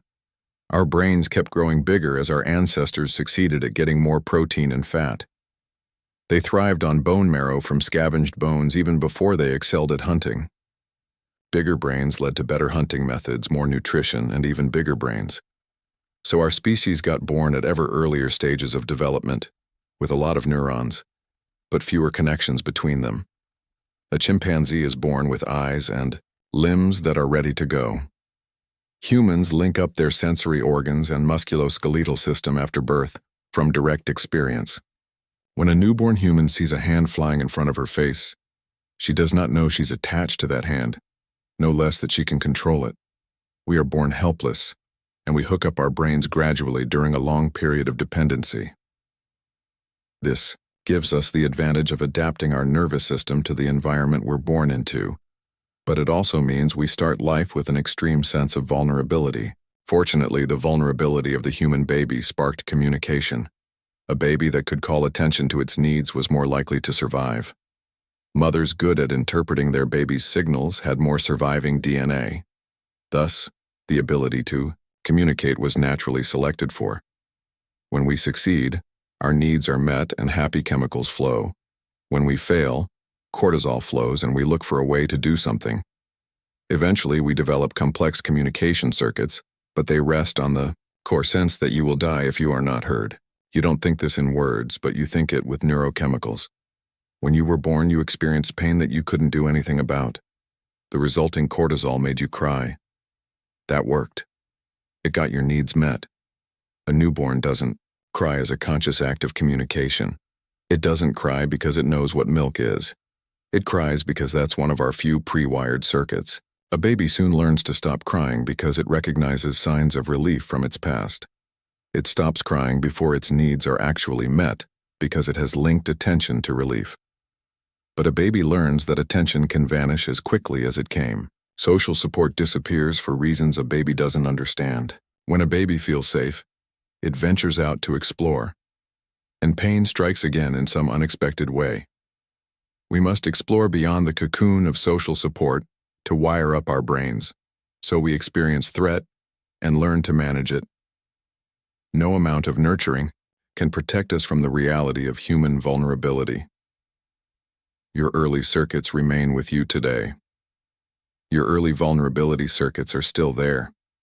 When your poetry is ignored by the one you love, or your views are ignored at a meeting, these circuits send electricity to your cortisol. We don't consciously think it's a matter of life and death to be seen and heard, but old circuits make it feel that way. The bad feeling of being ignored is compounded when you see others getting attention. In every troop of primates, some individuals get more attention than others. Field researchers have documented the way baboons give their attention to some troop mates more than others.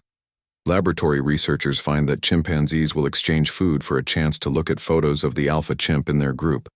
Your brain seeks attention as if your life depended on it because in the state of nature, it does. When the expectation is disappointed, cortisol flows. Exercise, make it stop. It's hard to stop your cortisol because your brain is designed to protect you from threats. Your ancestors conquered hunger, cold, and predators because cortisol made them feel bad until they found a way to make it stop. Once your physical needs are met, social threats get your attention.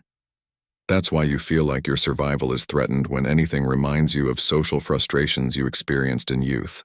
It's hard to do something about this cortisol because the source of the threat is not clear.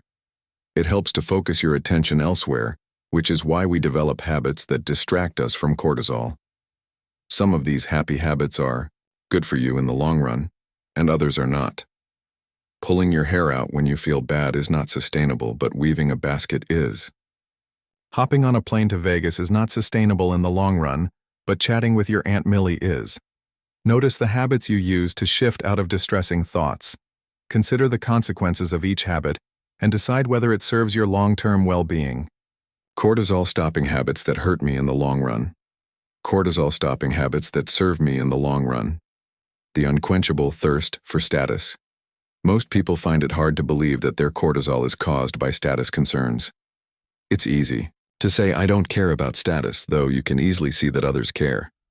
You may not care about one particular status marker, like the latest gadget or clothing brand, but your mammal brain is always comparing you to others and deciding who's on top. When it's the other guy, your cortisol is released. In the state of nature, that would warn you to hold back and avoid harmful conflict. Today, you get a vague feeling that you're threatened by anyone you see in the one-up position. You don't think that consciously, but your mammal brain wants to avoid the one-down position as if your life depended on it. And thus it drives you to seek the one-up position, though you'd never consider yourself a one-upper. These nagging impulses are hard to make sense of because you don't think this in words. Many people make peace with their mammal brain by deciding that the world is forcing this on them. But it doesn't work.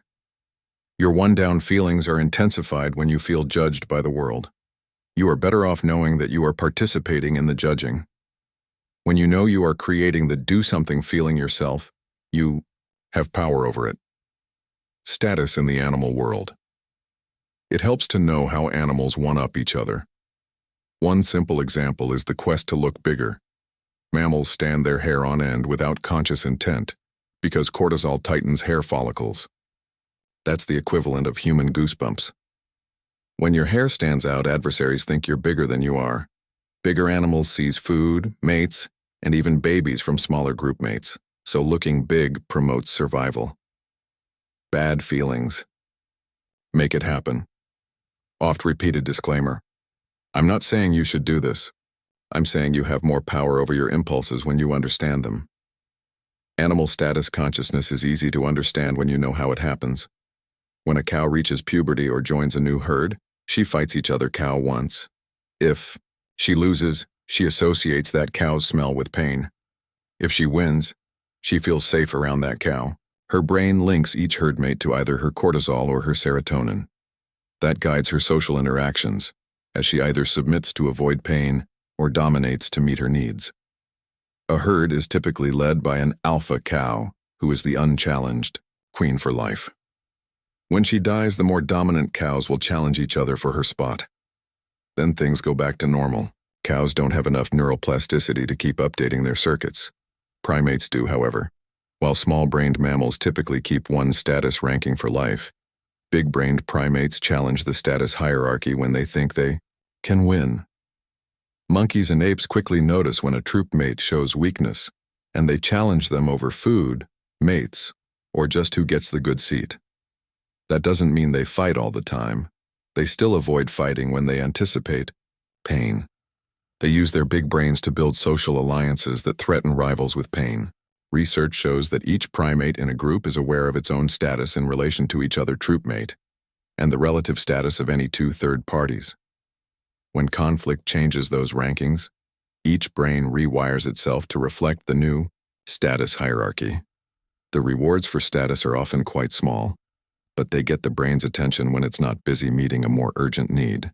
Brains good at status seeking made more copies of themselves, and the rest is history. Animals care intensely about the status of their mating partners. Each species has its own strategies for judging potential mates, and they always focus on traits that are uncannily relevant to the survival potential of offspring. For example, peacocks with more colorful tails actually have higher resistance to deadly parasites, which gives their offspring a survival edge. In the chimpanzee world, status seeking tends to trump courtship. That's because males are only interested in fertile females, which means a 5-year wait on average, because females are infertile while lactating. Males spend that time jockeying for position against each other. You may say you don't care about status, but when a high-status person notices you, your happy chemicals soar. Raising your children's status thrills your mammal brain even more. When your specialness is overlooked, your unhappy chemicals spike, and if your children's specialness is overlooked, it's much worse. Status in today's world. You may blame these ups and downs on our society without recognizing the universality of these impulses. If every mammal in the room has eyes for the same beauty, we end up with many unhappy mammals. If all parents want their children to get into the same high-status institution, a lot of cortisol will flow. If everyone wants to be chief, unhappiness will reign. Such impulses are found in every culture and in our animal ancestors, so it's futile to blame our culture.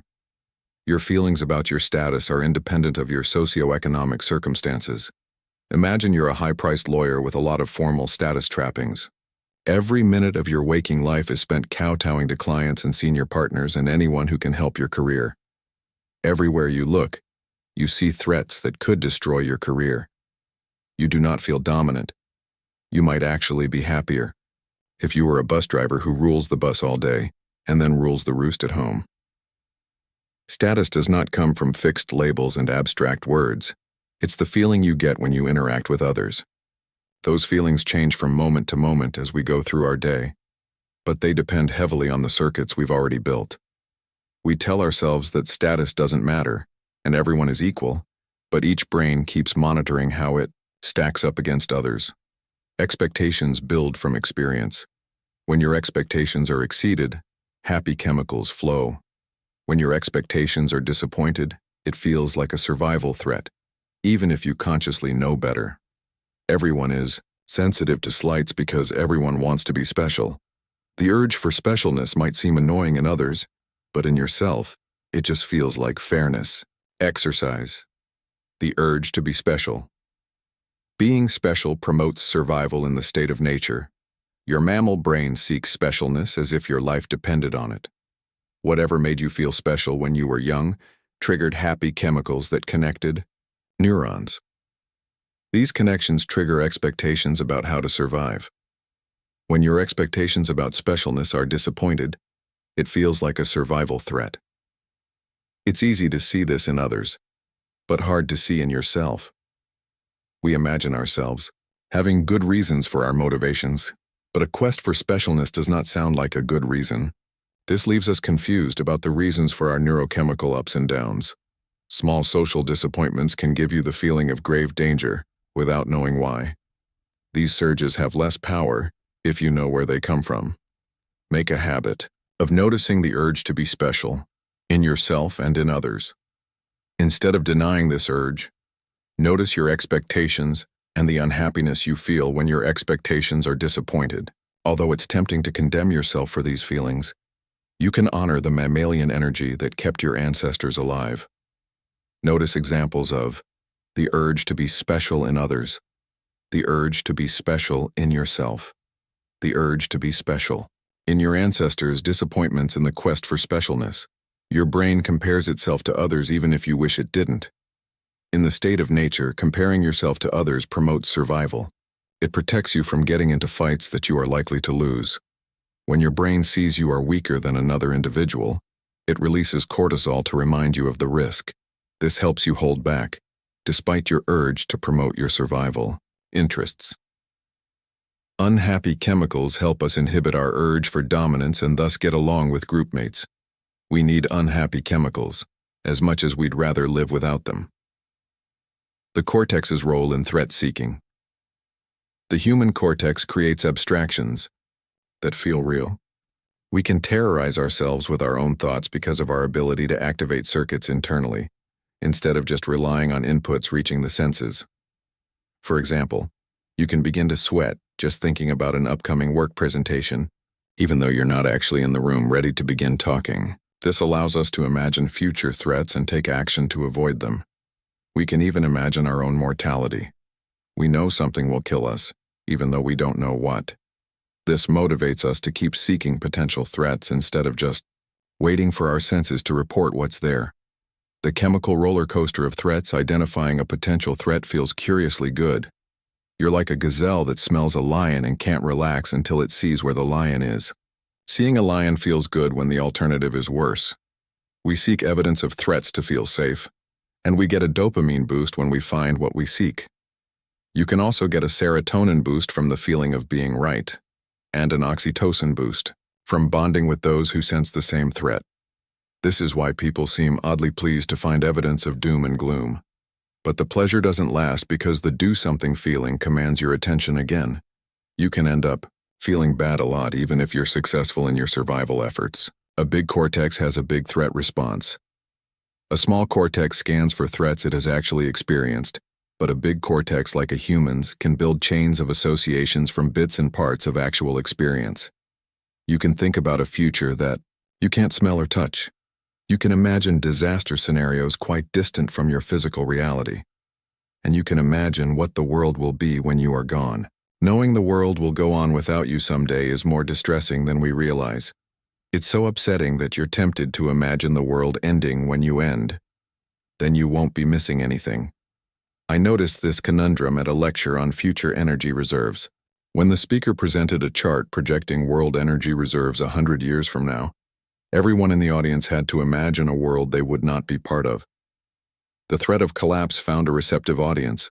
Indeed, it was almost a relief, because the thought of living at the important time in history feels better than the thought of being gone without a trace. Feeling important helps relieve distress, even when we imagine we are only interested in facts. The cortex looks for facts that make you feel good.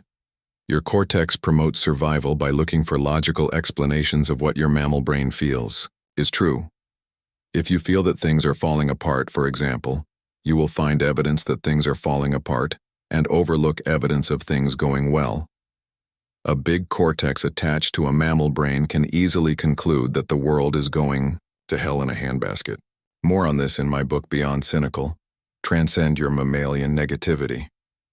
You may feel sure that you're focused on facts and couldn't possibly be so biased, but your brain actually has 10 times more neurons telling your eyes what to look for than it has to take things in randomly.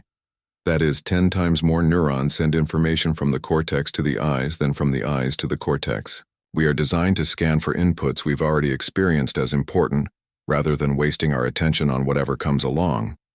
It helps to know how the cortex finds facts that fit expectations. A clear example is the way your cortex reads this page.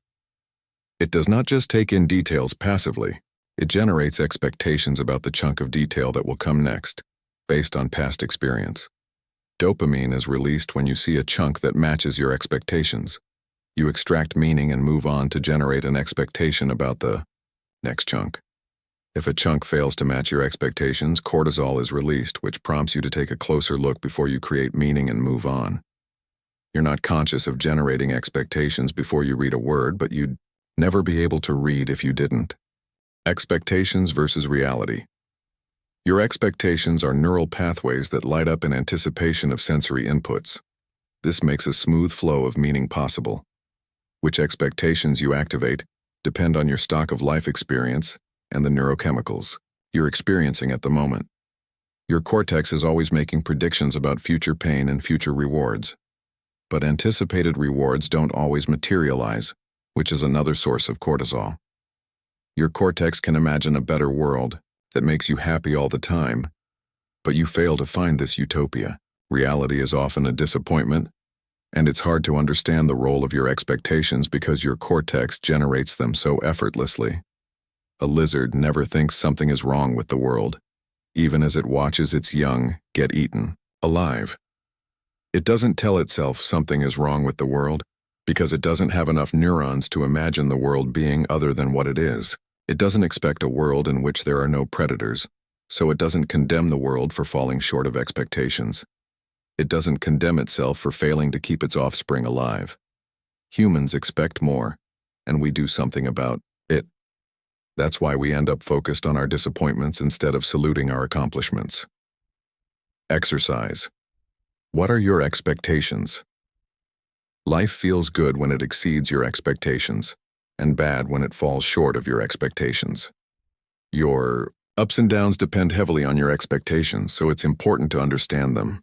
Expectations are neural pathways that you electrically activate in anticipation of incoming information. You activate them without conscious intent because your electricity flows where it has flowed before. Your brain is always comparing the neurons activated by your senses to the neurons you've pre-activated. When it finds a pattern that matches, you know what you are experiencing and whether it is good or bad for you.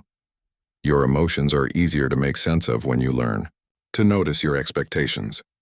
Notice examples of a time you expected harm and ended up feeling harmed, a time you expected rewards and ended up feeling rewarded. Once you do this with big expectations, start noticing the smaller expectations you generate many times an hour. When a monkey loses a banana to a rival, he feels bad, but he doesn't expand the problem by thinking about it over and over. He looks for another banana. He ends up feeling rewarded rather than harmed. Humans use their extra neurons to construct theories about bananas and end up constructing pain. For example, imagine that a bully steals your parking spot once a year. By the time you are 36 years old, your brain has stored 20 chunks of evidence that the world is full of bullies. This template in your brain can divert your electricity from the abundant evidence of people being good to you. To complicate matters further, you may have misperceived those parking lot incidents in the first place. Haven't you ever been accused of taking someone's spot when you are sure you were there first? It's easy to misjudge a situation when your eyes are busy driving, yet it's hard to notice your own misjudgments because electricity flows so easily along your well-worn pathways. A brain can construct an image of a bad world despite abundant evidence of good. Accepting the value in unhappiness. When a pattern-seeking human cortex is hooked up to a dominance-seeking mammal brain and a danger-avoiding reptile brain, it's not surprising that we end up with a lot of cortisol alarms. It's useful to remember that cortisol prevents pain as well as causing it. For example, lizards run from me the moment I step outside my door. Most of this alarmism is for nothing, because I do not step on lizards. But reptiles don't fault themselves for excessive caution. False positives are part of the reptilian survival system. We humans hate false positives. We want to duck bullets, but we don't want to duck when there's no bullet. We expect our alarm system to call the shots perfectly every time. I think about this when I watch the meerkats at the zoo. They run for cover when a plane flies overhead, though no plane has ever tried to eat them. Meerkats did not evolve to live in zoos near airports, but they did evolve in places where birds of prey could grab them in an instant. They survived because of their alertness for a particular pattern of cues, in this case, flying predators. I am not saying we should fear everything our ancestors feared. I am simply appreciating the meerkat's self-acceptance. They don't castigate themselves for their timidity after the plane passes. They don't berate each other for those bad calls. They just go back to what they were doing before the plane passed, scanning for threats and opportunities. Cortisol helps when you're cautious and when you're daring. Excess caution often helps us humans survive. I wash my hands before every meal even though my world is quite sanitary. I look in my rearview mirror every time I change lanes even though no car is there much of the time. A person could wear seat belts her whole life without ever being in an accident.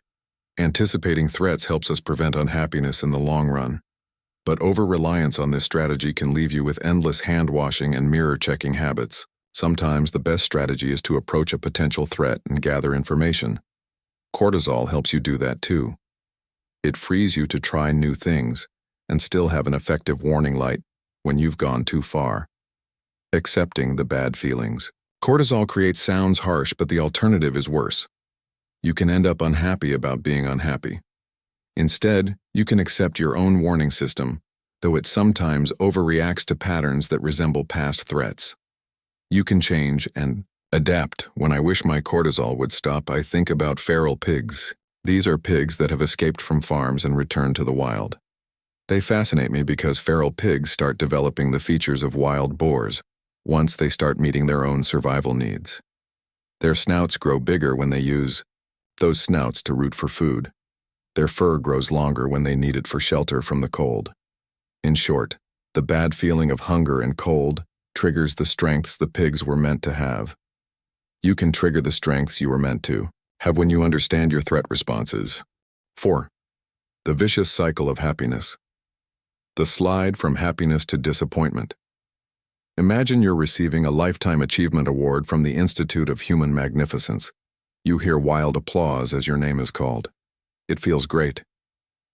A few minutes later, however, the ceremony is over and you are back to who you were before it. Why?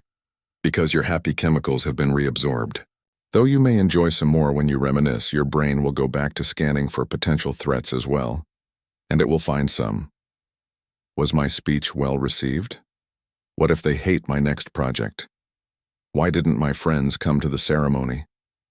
If you expect your award to bring constant happiness, you will be disappointed.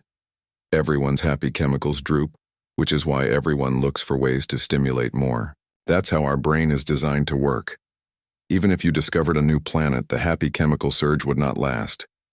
You could look at your planet every day, but you would not feel the full joy of discovering it in every moment. You would want that feeling again, though. You'd try to fulfill that need with the pathways you have, which might motivate you to look for another planet. But if you found one just like the last, it would not feel as good as the first time. You'd have to find a bigger planet to get that surge. This brain we've inherited saves the happy chemicals for new information. The same old information does not get them going. I experienced the brain's indifference to old information in a local flower shop. I was thrilled by a fabulous smell when I walked in the door and decided to buy a bouquet so I could keep enjoying it. After I paid for the bouquet, I took one last deep breath before heading to my car. I was surprised to find that I hardly smelled anything. It was not new information. Why early memories are so powerful. The fading of happy chemicals motivates us to keep renewing our survival efforts, but it leaves us curiously vulnerable to frustration. You might blame your frustration on our society until you understand its physiology. Your brain is always comparing the world to the early experiences that built your circuits. When you were young, everything was new, so you often experience things as the best ever or the worst ever. That caused a neurochemical surge big enough to wire in a circuit. But the next time you eat the same pizza, it's not the best you ever had. The next time you suffer the same public humiliation, it's not the worst you've ever had. Life often falls short of your expectations because you built those expectations when the information was new.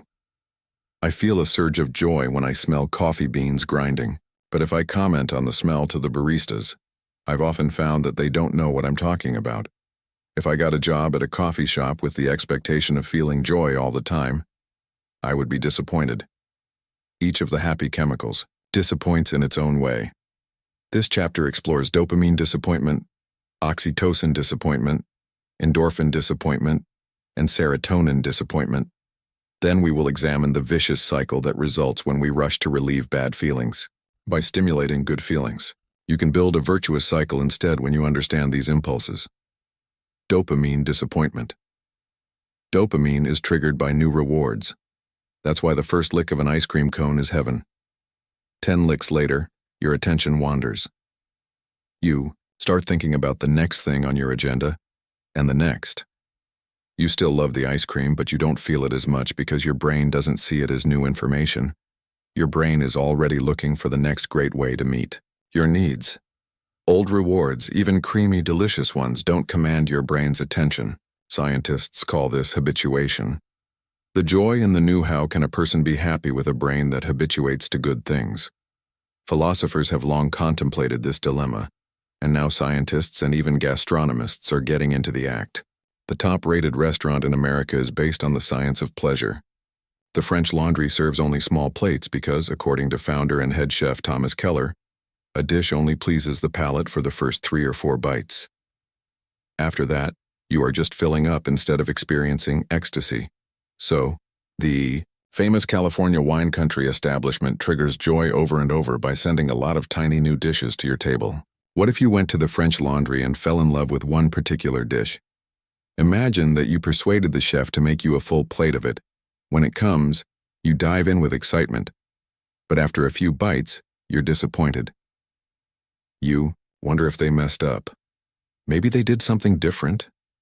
No, it's just not new information anymore, so your happy chemicals don't respond. It's hard to believe you're perceiving it differently, because you are not aware of your own habituation. The brain triggers joy when it encounters any new way to meet its needs. New food, new love, new places, new techniques. After a while, the new thing doesn't measure up. It's not the way I remember it. You may wish you could trade it in for another new thing. But when you understand your brain, you realize the disappointment comes from you rather than the thing itself. Dopamine's role in survival. Dopamine disappointment is easier to accept when you understand its survival value.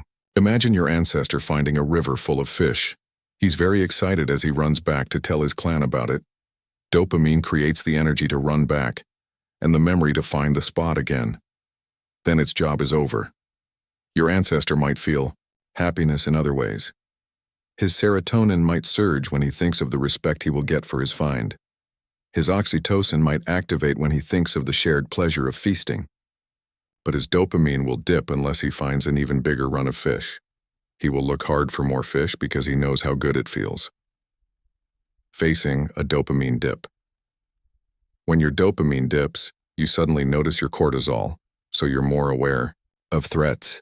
You want the bad feeling to stop, so you look for a way to do something. You know from experience that an immediate happy chemical stimulator will work, if only for a moment. This conundrum is easy to imagine from the perspective of a teenager at a gambling casino. He wins $50, and a huge dopamine surge wires his brain to expect a good feeling from gambling.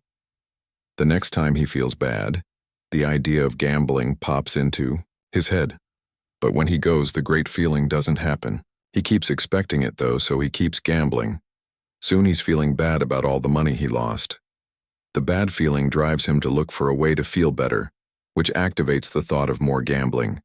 You can have a gambling habit at any age, but a young brain more easily builds neural highways big enough to outlast multiple disappointments. Healthy behaviors lead to a dopamine dip as well. Imagine a child winning a spelling bee. She suddenly feels more respect, serotonin, and acceptance, oxytocin, than ever. She wants that good feeling again, so she spends a lot of time studying spelling words. Her dopamine is stimulated each time she mentally seeks and finds the spelling of a word, because she linked that to a big reward. The steady stream of dopamine distracts her from any bad feelings she may have. In a world full of threats you can't control, it's nice to know you can feel good whenever you want just by picking up a dictionary. But the day will come when the habit disappoints. If the girl wins a few more spelling competitions, the thrill will eventually droop. To get more of it, she will set her sights on a new reward. Whether it's the school talent show or getting into medical school, each step will trigger dopamine once she links it to meeting her needs. Dopamine disappoints whether you've linked it to a healthy or unhealthy way of meeting your needs. Like the juiced-up monkeys in Chapter 2, your brain takes the juice you have for granted instead of cranking out more happy chemicals. But if you lose the juice you took for granted, you're darned unhappy. Managing such a brain is not easy, but it's the responsibility that comes with the gift of life. Oxytocin disappointment. A good way to understand oxytocin disappointment is to imagine yourself getting a massage. The first few moments feel phenomenal. Then your mind drifts, and you can literally forget that you are receiving a massage. You enjoy it, of course, but the oxytocin explosion doesn't last. You might blame your massage therapist unless you know that your brain habituates to things, even great things. Oxytocin is released at birth, easing the stress of coming into the world. But soon you need more. Animals lick their young, and humans cuddle them to induce the release of oxytocin. The flow of oxytocin wires the child to trust the parent and to release oxytocin in similar circumstances. It would be nice to enjoy that feeling all the time, but if you think you can love everyone everywhere, you would take candy from strangers and eventually buy bridges from strangers. Your oxytocin must turn off after it turns on so you can respond to new information about your social environment. Betrayed trust and the oxytocin droop. Oxytocin protected your ancestors from leaving the tribe every time someone got on their nerves. It saved them from the dangers that befall lone individuals in the wilderness. Today, oxytocin protects you from quitting your job the minute a coworker wrinkles his forehead at you. It keeps you from running away from home the minute your relatives cluck their tongues at your latest adventure. When your oxytocin is flowing, it's easier to overlook reminders of past disappointments and betrayals. But when an oxytocin spurt fades, your past disappointments are suddenly more accessible. You can be so alert for threats that you feel attacked by a slight change in tone. Social threats seem to expand when the bubble of oxytocin is gone. Children, on a playground, learn about social trust. When they get support, the good feeling wires them to expect more where that came from.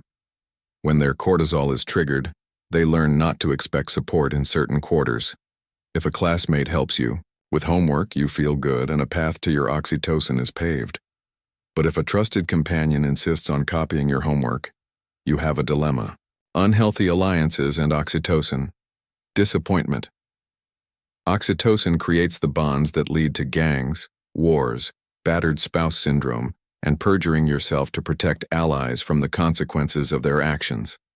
People do drastic things to sustain their oxytocin bonds because an oxytocin droop feels like a survival threat. My grandparents came from Sicily, where the mafia builds social bonds with the threat of violence. Mafias offer the illusion of safety by promising protection from violence. If you cooperate, you're not safe for long, alas, because the predators will see you as prey rather than an ally when it meets their needs. You learn that you cannot trust anyone. This sense of isolation leaves you feeling so endangered that you're eager to trust those who offer protection and goodwill gestures. A vicious oxytocin cycle results. No one mentioned the mafia when I was growing up, and I presumed it was an invention of Hollywood. But when I researched my cultural heritage, I was horrified to discover the wretched lives of my ancestors. Surviving in a culture of violence means choosing at every moment between the survival threat of not cooperating and the survival threat of cooperating. Trust sounds like a virtue, but trusting a predator who expects complete submission may not promote survival. Or it may. The uncertainty is staggering. Gangs are an especially tragic example of oxytocin disappointment because young brains are involved. Young people join gangs for protection from aggression, yet end up subjected to more aggression. The impulse is easy to understand in animals because common enemies keep a mammal group together despite internal aggression. A zebra is often bitten by a herd mate, but it sticks with the herd because a lion quickly eats it if it leaves. Monkeys and elephants stick with their groups despite harsh domination because their young are eaten alive if they leave. Even lions and wolves stick with their groups because their meals are stolen by rival packs if they go it alone. Gangs, like herds, stick together despite enormous internal aggression because they fear external aggression even more. A gang needs the aggression of rival gangs to keep up the safe feeling associated with membership. Oxytocin makes it feel good to be one of the gang until the next betrayal, and the conflict keeps cycling. Battered spouse syndrome and battered child syndrome are similar tragedies of oxytocin disappointment. Abused individuals sometimes cover up for their abusers instead of promoting their own survival.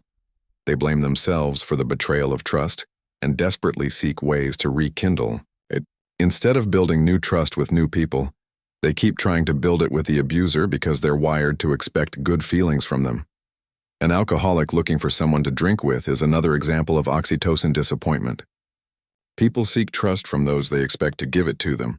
Eaters bond with eaters, drug users bond with drug users, shoppers bond with shoppers, and angry ragers bond with angry ragers. These bonds help you feel good about yourself despite your drinking or shopping or raging. But when you decide to get control of your habit, you may be shocked to find that these allies do not support you. They may even undermine your efforts to conquer your habit. Many people end up continuing an unhealthy habit rather than risk their friendships. They tell themselves their friends make them feel good. The nice, safe feeling of trust doesn't last, of course, so they keep seeking the safety of social alliances in the ways that worked before. The pain of disappointed trust enters every life. We all seek safety from social bonds and occasionally discover that we are less safe than we thought. That's why it's important to keep updating your information about your social alliances. You may find that you have a lot more choices than you realized. If you try to sustain your oxytocin at any price, you might overlook real threats. Oxytocin disappointment feels bad, but it frees you to make good survival decisions about the world around you. The big, happy family. You may think good parenting could wire a brain for endless oxytocin, or that you'd enjoy an endless flow if you were accepted by a particular group. It would be nice to have a safe sense of belonging all the time, and it's tempting to dream of a world that makes this happen for you. But reality keeps falling short of this dream because people are mammals. If your parents put your needs first when you were young, disappointment strikes when you learn that the rest of the world doesn't treat you this way. And if your parents were not worthy of your trust, then you learned about disappointment even earlier. Either way, oxytocin droop is distressing, but it enables young mammals to transfer their attachment from their mother to their peers, and thus to reproduce. Seeking status is not a new phenomenon. Serotonin disappointment is often blamed on our society, but status frustrations are evident in every culture and time. In many cultures, cruelty to servants is accepted, and mothers-in-law dominate, daughters-in-law with raw despotism. Tribal societies often have rigid dominance hierarchies, despite their egalitarian image. What looks like cooperation is often submission to learned expectations to avoid punishment. You may think you'd enjoy a serotonin high all the time if you lived in another time or place, but if you got there, you'd find that the people there are still mammals, and you are too. Social dominance grabs your attention because it promotes your genes in the state of nature. As soon as a mammal's immediate needs are met, its thoughts turn to social advancement. This includes everything from promoting the welfare of children to attracting a more powerful mate. Mammals that kept striving instead of being satisfied were more likely to survive and pass on their DNA. This is why we're so unsettled by flabby skin or a child's setbacks. Any small obstacle to getting respect feels like an obstacle to survival. Everyone has a cousin who is doing better than they are. Your serotonin droops whenever you're reminded of that cousin, though you have plenty of good in your life. Perhaps you grew up hearing your parents make social comparisons and lament their own position. You may have wired yourself to take the one-down position and feel threatened instead of enjoying all the good that you have. Serotonin, disappointment, can be healthy. Each brain seeks serotonin with pathways built during youth. There are no pathways that deliver endless serotonin, however. If you grew up around people who dominated you, your circuits prepared you for one kind of frustration. But if you grew up with a lot of admirers, you're wired for another kind of frustration. No matter what kind of expectations you're wired for, your quest for respect is disappointed sometimes. Managing that disappointment promotes your survival more than fleeing from it. When children fail to make the team or get a prom date, we teach them to try again. Seeking recognition is part of a healthy human life, despite the potential for disappointment. You may protect yourself from serotonin disappointment by saying you don't care about status, but your neurochemicals respond to your status ups and downs whether or not you intend to. Your responses are shaped by time and place because you learn what gets respect in your world. If you lived in another time or place, you might have fought duels to defend your honor or stayed locked up at home to defend your honor. Today, you might pride yourself on your higher consciousness. You feel entitled to the one-up position because of your higher consciousness. When you see persons of lower consciousness getting respect, you may find yourself triggered in a way you think quite beneath you. And when you do get the respect you crave, it doesn't make you happy forever, despite your higher consciousness. Your brain is soon hatching plans to get more. Exercise. When does your serotonin droop? If you were a big fish in a small pond, you would enjoy the one-up position all the time. But as soon as you heard of a bigger world with bigger fish, your serotonin would droop. A do-something feeling would nag you until you found a way to advance your position. That serotonin droop keeps you seeking. It drove your ancestors to find a better way to skin a mammoth and let others know about it. You may be convinced you'll be happy forever when your big break comes, but each break you've had so far has left you longing for another break. It's easy to see this in others, but it helps to see it in yourself. Noticing your serotonin droop helps you avoid a sense of crisis when the one-up feeling eludes your grasp. Think of a time when you saw someone gain an advantage, but they soon lost interest. You gained an advantage, but you soon lost interest. You longed for a new advantage and paid a high price for it. Happy habits help you deal with disappointment. If you saved your life by running up a tree when chased by a lion, your brain would learn to feel good about trees. Anything that transforms a bad feeling to a good feeling is a lifesaver from your mammal brain's perspective. And it builds a big pathway. If you lived in a world full of lions, you would always be scanning for trees. Since you don't, you instead scan for anything that once made you feel good in a moment when you felt bad. These are your happy habits. They are not conscious choices, but pathways that create the expectation of feeling good. The good feelings don't last, of course, so we end up resorting to our happy habits a lot. Distraction is often the core of a happy habit. Distraction can make you feel good just by interrupting the electricity in a bad loop. Distraction doesn't work if you smell a lion and distract yourself with perfume. But most of the time you are not facing a lion. You are facing the sting of disappointment. Anything that diverts your electricity feels like a lifesaver. If your stamp collection once distracted you from a bad feeling, your brain built a connection that expects relief from your stamp collection. Why it's difficult to break old habits. I learned about the quirkiness of habits from a hypnotist who helps people quit smoking. He told me to imagine a 14-year-old boy at a party. The boy sees a girl he wants to talk to, but he's afraid. He tries a cigarette to steady his nerves, and it works. The girl returns his affection, and his happy chemicals flow. The reward is huge because it's so relevant to reproductive success. The neurochemical spurt creates a huge link to his mammal brain that says, cigarettes promote survival. Of course, the boy doesn't think this in words, but the next time he needs confidence in the face of a survival challenge, his brain lights up the idea of smoking. With each cigarette, the pathway builds.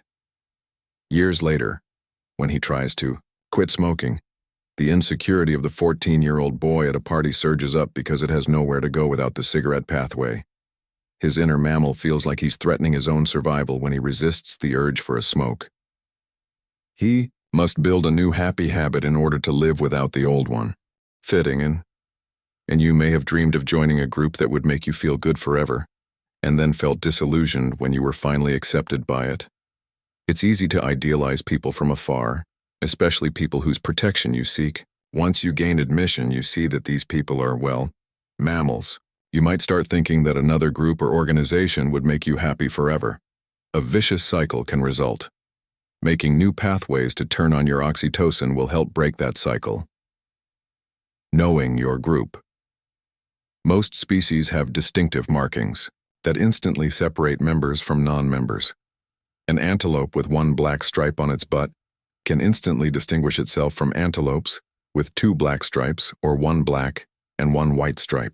This is how it avoids following the wrong crowd into an ecological niche it's not adapted to. Human groups are also known for their distinctive markings, including popular accessories, physical traits, and learned mannerisms. In-group conflict is inevitable because each group member has a mammal brain that evolved to promote its own genes. Animals stick with groups that are full of internal conflict because they are so threatened by external conflict. The more threatened you feel by life outside the group, the more pain you tolerate from within it. Each time you distance yourself from the group, your oxytocin falls and reminds you of the threat of isolation. We are meant to experience oxytocin dips despite the discomfort. Trust is nice, but too much trust can threaten survival. Imagine a child who trusts his parents to tie his shoes and cut his meat for too long. Imagine a student who trusts others to do her homework for her. Imagine a spouse who trusts his partner to deal with the world for him. The nice feeling of trust may distract you from building skills you need to promote your own survival. You could lean on others to avoid the bad feeling of your own limitations, but you might end up with more frustration. That would trigger an urge to do something, which you might respond to by leaning again on others instead of building skills. Exercise. When does your oxytocin droop? Oxytocin droops when you get too far from the herd. Whether they've left you behind or you've wandered astray, the droop alerts you to the fact that you lack social support.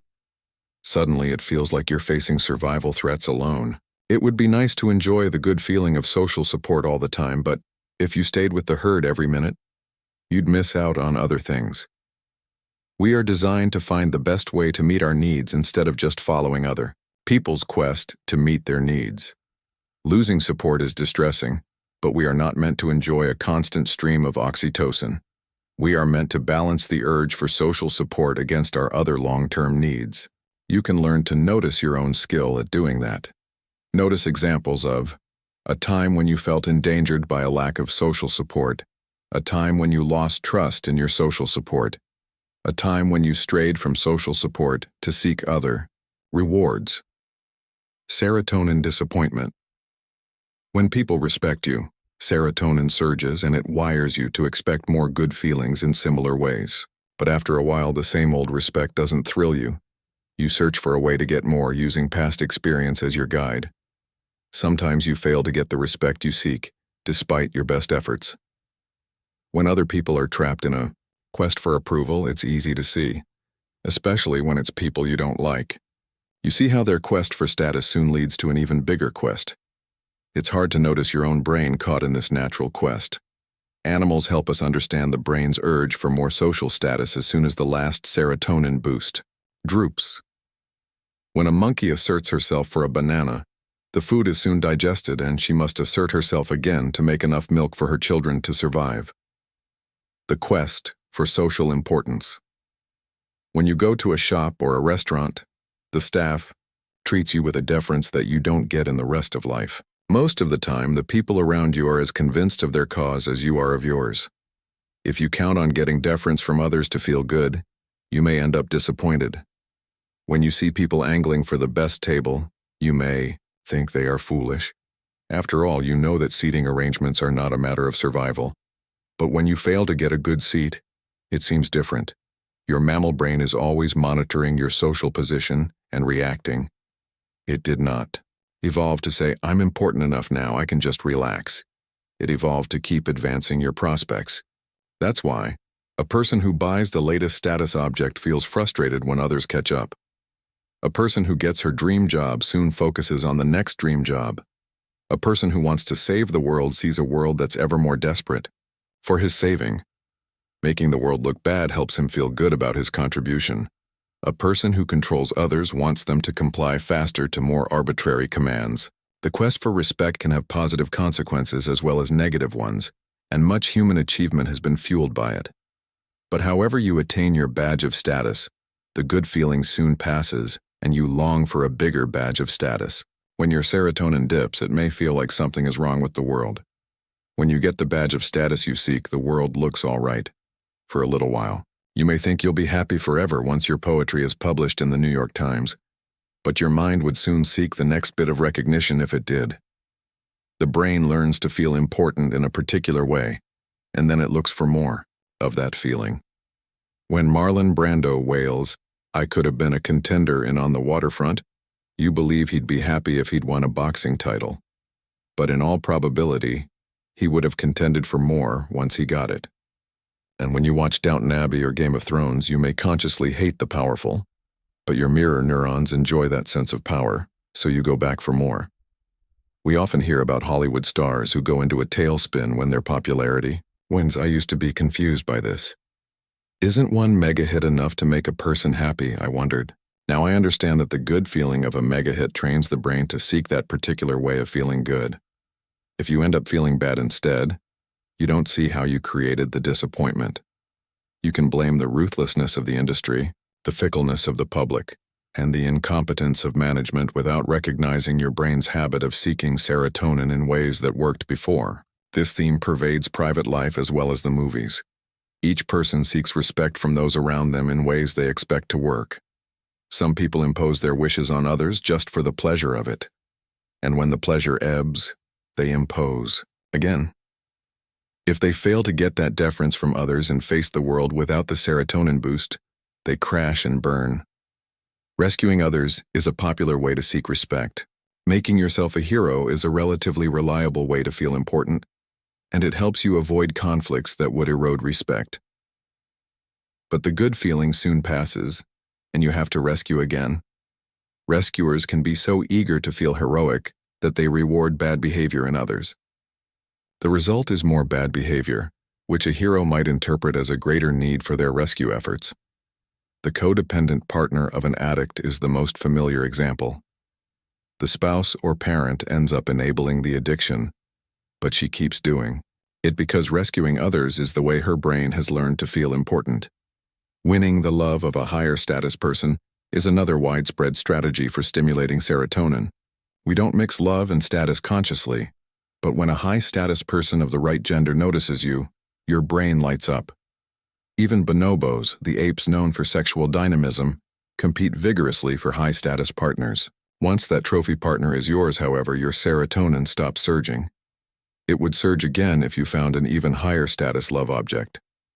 Probably you restrain the urge to do that, but it's easy to see others yielding to it. A superstar. Spouse makes a person feel good, and that wires the brain to expect good feelings by acquiring a superstar spouse again. Some people repeat the cycle despite the side effects. Only neurons that are used stick around. Neurons that aren't used begin to wither in the brain of a 2-year-old. That enhances intelligence, surprisingly. Pruning helps a toddler focus on the circuits he's built instead of spreading his attention everywhere the way a newborn does. A toddler can zoom in on things that felt good in his past, like a familiar face or the container that holds his favorite food. A toddler can also stay alert to things that felt bad in his past, such as a rough playmate or a closed door. The young brain is already relying on its own experience to steer toward meeting needs and away from potential threats. The brain does much of its pruning between ages 2 and 7. This causes a child to link new experience to relevant past experience instead of storing each new experience as an isolated chunk. Richly interconnected networks are the source of our intelligence, and we create them by building new branches onto old trunks instead of building new trunks. So by the time you are 7, you are good at seeing what you have already seen and hearing what you have already heard. You may think this is bad, so it's important to see the value. Imagine lying to a 6-year-old. She believes you because her brain takes in everything. Now imagine telling that lie to an 8-year-old. She questions it because her brain compares new inputs to stored experience instead of just absorbing all new inputs. New circuits are harder to build at age 8, which motivates a child to rely on her existing circuits. Your trust in your old circuits makes it possible for you to detect a lie. This had tremendous survival value in a world where parents died. Young and children had to meet their own needs at an early age. You spent your early years developing some neural networks while allowing others to atrophy. Some of your neurons got swept away like autumn leaves, and that streamlined your thought process. You added new knowledge, of course, but you did that in areas where your electricity already flowed. If you were born into a hunting tribe, for example, you easily added more useful hunting information. And if you were born into a farming tribe, you had solid farming circuits to build onto. You ended up with a brain honed to survive in the world you actually lived in. The zip of electricity through your circuits gives you the feeling that things make sense. When the world doesn't fit your developed circuits, your electricity trickles so you have less confidence in your knowledge. 4. New synapses grow between neurons. You use each neuron can have many synapses because it can have many branches, or dendrites. New dendrites grow when there's a lot of electrical stimulation. As dendrites grow toward hotspots of electrical activation, they may get close enough for electricity to jump the gap. Thus, a new synapse is born. When this happens, you have a connection between two ideas. You don't feel your own synapses, but they're easy to observe in others. A person who likes dogs seems to connect everything to dogs, and a person who likes technology often connects things to technology. A person who likes politics seems to connect everything to her political views, and a religious person easily connects things to his religious beliefs. One person sees positive connections and another person sees negative connections. Whatever connections you have, you don't experience them as tentacles grown by well-used neurons. You experience them as the truth. 5. Emotion receptors grow or atrophy. For electricity to cross a synapse, the dendrite on one side must release a chemical that arrives at a receptor on the other side. Each of our brain chemicals has a complex shape that fits its own special receptors the way a key fits a lock. When you feel flooded by emotion, you are releasing more chemicals than those receptors can process. You feel overwhelmed and disoriented until your brain builds more receptors. That's how you adapt when you are going through something. 5 ways. Experience changes your brain. 1. Experience insulates young neurons with myelin, so they're super-fast conductors of electricity. 2. Experienced synapses are better at sending electricity to neighboring neurons, so you're better at lighting up a path you've lit up before. 3. Neurons atrophy if they're not used, so you rely more heavily on the neurons you've used. 4. New synapses grow between neurons you use, so you make connections. 5. Receptors grow and atrophy, so it's easier to process the feelings you experience repeatedly. When a receptor is not used for a while, it disappears, which leaves space for any new receptors you may need. Flexibility is good, but it also means that you must use your happy receptors or lose them. Happy chemicals float around seeking receptors they fit into. That's how you know what you're happy about. A neuron fires because a happy chemical key has opened a receptor lock, and that firing develops the neurons that tell you where to expect happiness in the future. Finding your free will. You don't always act on your neurochemical impulses because your prefrontal cortex can inhibit a response. It can even shift your attention from one activation pattern to another. We humans have the power to shift our attention from a circuit activated by the outside world to a circuit we activate internally. We are not powerless servants of our impulses because of this. Your limbic brain and cortex work together. When the information reaching your senses turns on your brain chemicals, it gets your attention. That's the job these chemicals evolved to do. You are always deciding whether to go with the flow or divert your electricity elsewhere. You either act on your neurochemical impulse or generate an alternative. Then you decide whether to act on the alternative. You go for it if it stimulates happy chemicals. If not, you generate another alternative. This is how your separate brain parts work together. Your cortex comes up with options, and your limbic brain responds to them as good for you or bad for you. You do this so efficiently that you hardly notice. Animals do it too, but in a way that only requires a small cortex. An animal is always choosing between competing impulses to seek rewards and avoid pain. A human brain associates these impulses with related circuits in long chains of associations. You can anticipate the future before responding to an impulse, but eventually, you shift from thinking to acting, and neurochemicals help you do that. Electricity flows through your neural pathways, but you always have the power to redirect the flow. This is the core of your free will. For example, if my husband does something that gets on my nerves, I could allow myself to dwell on it. Then my circuits would spark, my chemicals would gush, and I could tell myself he is causing the fireworks. But I am free in every moment to shift my attention elsewhere. Focusing your attention on survival. Your attention is limited. If you invest it in one place, you have less to invest in alternatives. It takes little attention to follow a familiar path, but shifting to the unfamiliar makes heavy demands on your attention. You have to juice up the weak signals to make sense of them, which leaves you less electricity for other efforts. You are always deciding which use of your electricity best promotes your survival. Imagine your ancestor spotting a lion on the savannah. To survive, he focuses intensely on the lion to see which way it's headed. At some point, he decides to run, so he shifts his attention to the ground in front of him instead of the lion. You do this when changing lanes in traffic by shifting your attention between the rearview mirror and the cars themselves. Now imagine a person who spends most of his attention on web surfing. He is not conscious of deciding to invest his attention in that way. He often thinks of doing something else, but then a bad feeling comes up.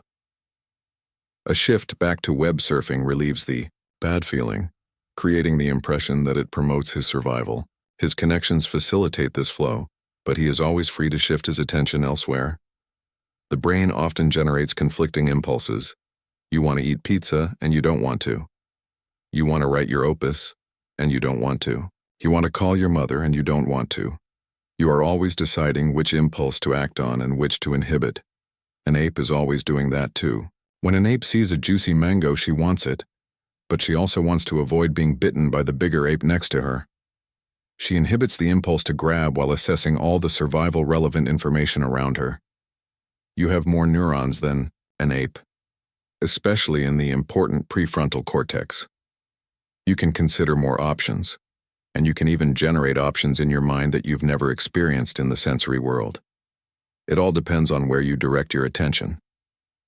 When you don't direct, your electricity flows down the path of least resistance. You do most of your neural learning in childhood, evolved to give a creature time to build its neural networks. The length of a creature's childhood is directly correlated with the size of its cortex, and a human childhood is by far the longest. Small-brained creatures have short childhoods because their operating system boots up quickly. A mouse is a parent by the time it's 2 months old.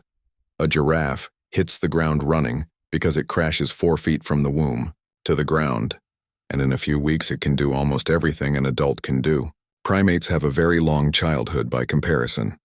A monkey's childhood is about 3 times as long as a gazelle's.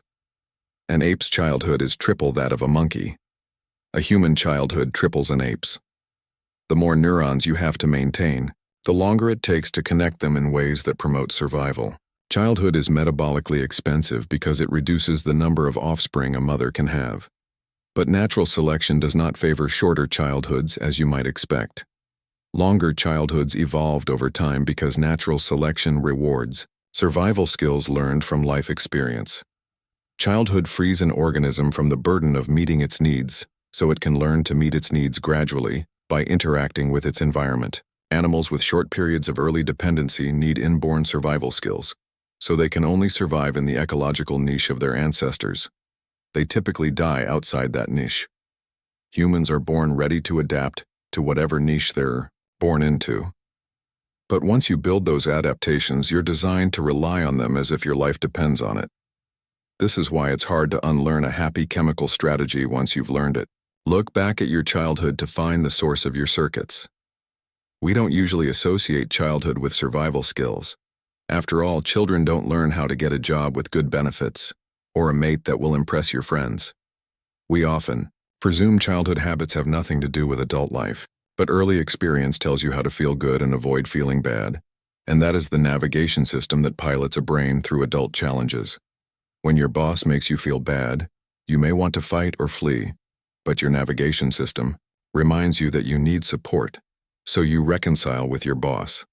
You are always weighing your options with the network of connections built by your life experience. Sophisticated adults don't imagine themselves navigating with childhood circuits, but if you examine your likes and dislikes, you will see where they came from. I discovered a curious example in myself when I noticed that I get excited about opportunities to choose colors. Since this is not an obvious survival skill, I tried to make sense of it. Early experiences involving color flooded back to me. When I was 12, my mother inherited $2,000, about $15,000 in today's money. It was a lot of money to my mother, and it came from the father who had abused and abandoned her, so she decided to spend it redecorating.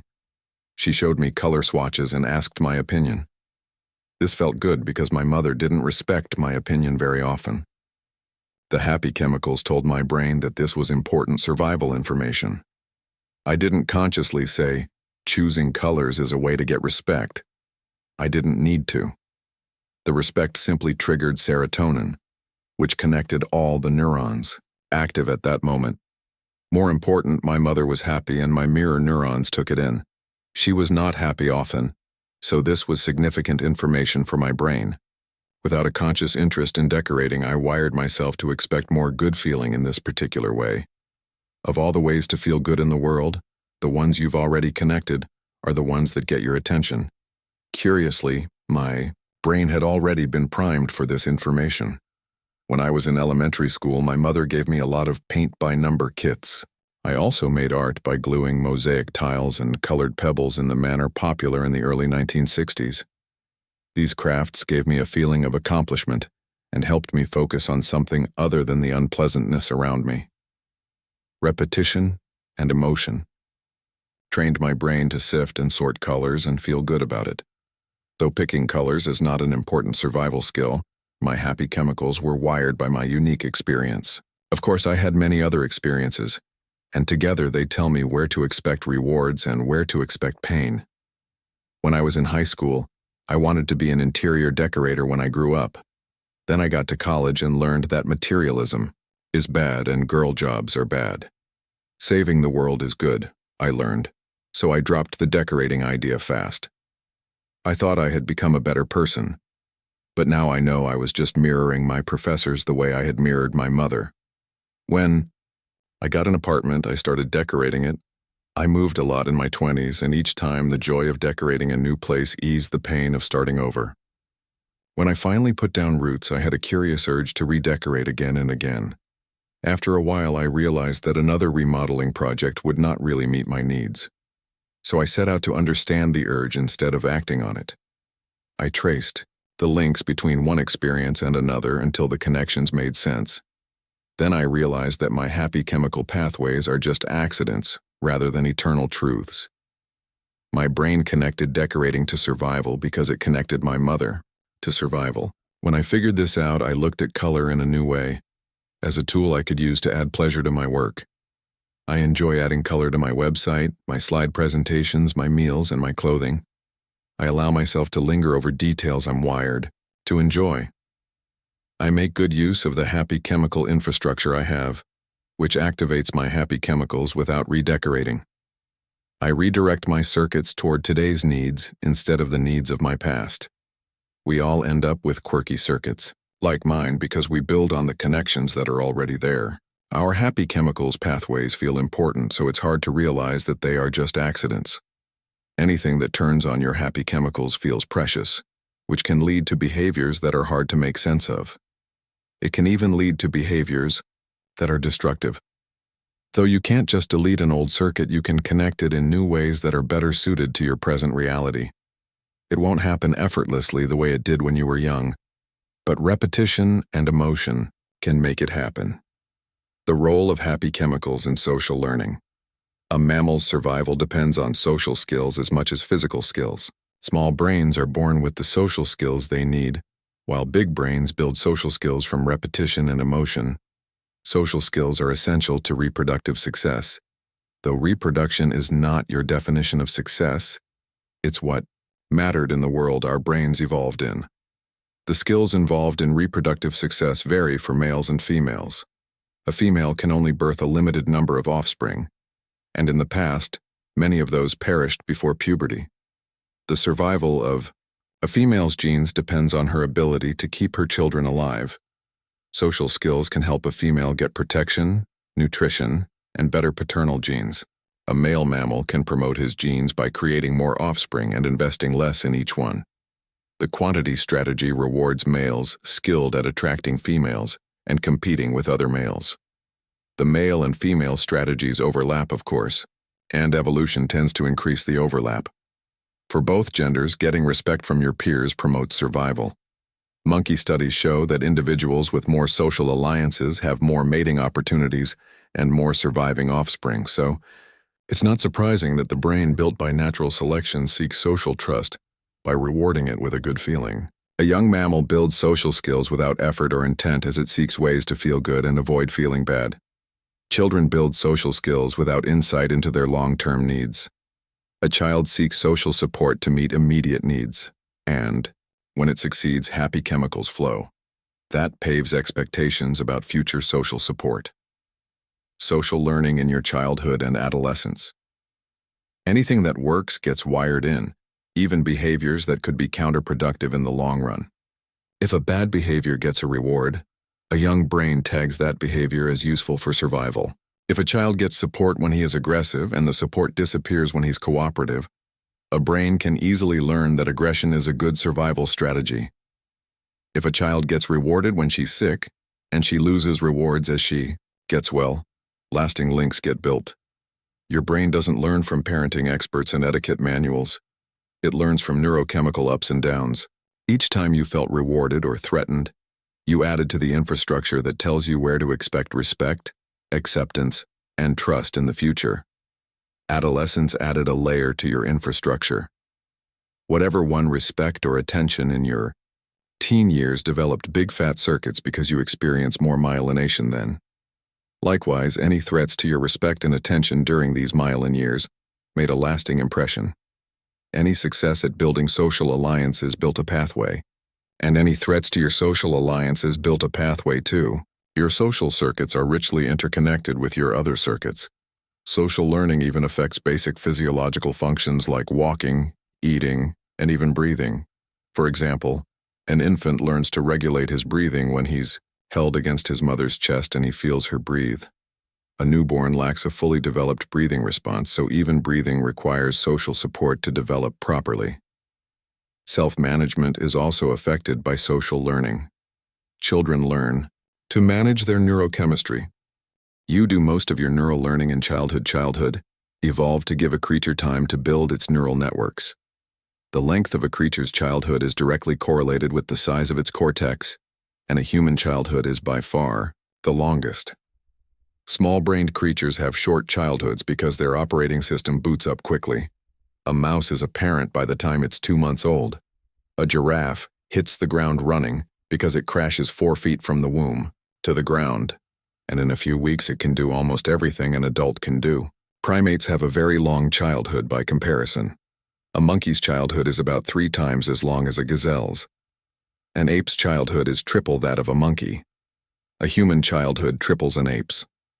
The more neurons you have to maintain, the longer it takes to connect them in ways that promote survival. Childhood is metabolically expensive because it reduces the number of offspring a mother can have. But natural selection does not favor shorter childhoods as you might expect. Longer childhoods evolved over time because natural selection rewards survival skills learned from life experience. Childhood frees an organism from the burden of meeting its needs so it can learn to meet its needs gradually by interacting with its environment. Animals with short periods of early dependency need inborn survival skills, so they can only survive in the ecological niche of their ancestors. They typically die outside that niche. Humans are born ready to adapt to whatever niche they're born into. But once you build those adaptations, you're designed to rely on them as if your life depends on it. This is why it's hard to unlearn a happy chemical strategy once you've learned it. Look back at your childhood to find the source of your circuits. We don't usually associate childhood with survival skills. After all, children don't learn how to get a job with good benefits or a mate that will impress your friends. We often presume childhood habits have nothing to do with adult life, but early experience tells you how to feel good and avoid feeling bad, and that is the navigation system that pilots a brain through adult challenges.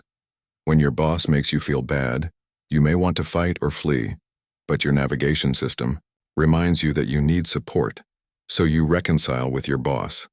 You are always weighing your options with the network of connections built by your life experience.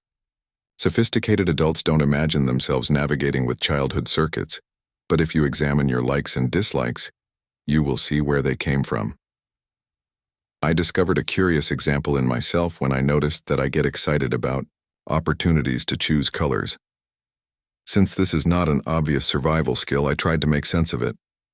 Early experiences involving color flooded back to me. When I was 12, my mother inherited $2,000, about $15,000 in today's money. It was a lot of money to my mother, and it came from the father who had abused and abandoned her, so she decided to spend it redecorating. She showed me color swatches and asked my opinion. This felt good because my mother didn't respect my opinion very often. The happy chemicals told my brain that this was important survival information. I didn't consciously say, choosing colors is a way to get respect. I didn't need to. The respect simply triggered serotonin, which connected all the neurons active at that moment. More important, my mother was happy and my mirror neurons took it in. She was not happy often, so this was significant information for my brain. Without a conscious interest in decorating, I wired myself to expect more good feeling in this particular way. Of all the ways to feel good in the world, the ones you've already connected are the ones that get your attention. Curiously, my brain had already been primed for this information. When I was in elementary school, my mother gave me a lot of paint-by-number kits. I also made art by gluing mosaic tiles and colored pebbles in the manner popular in the early 1960s.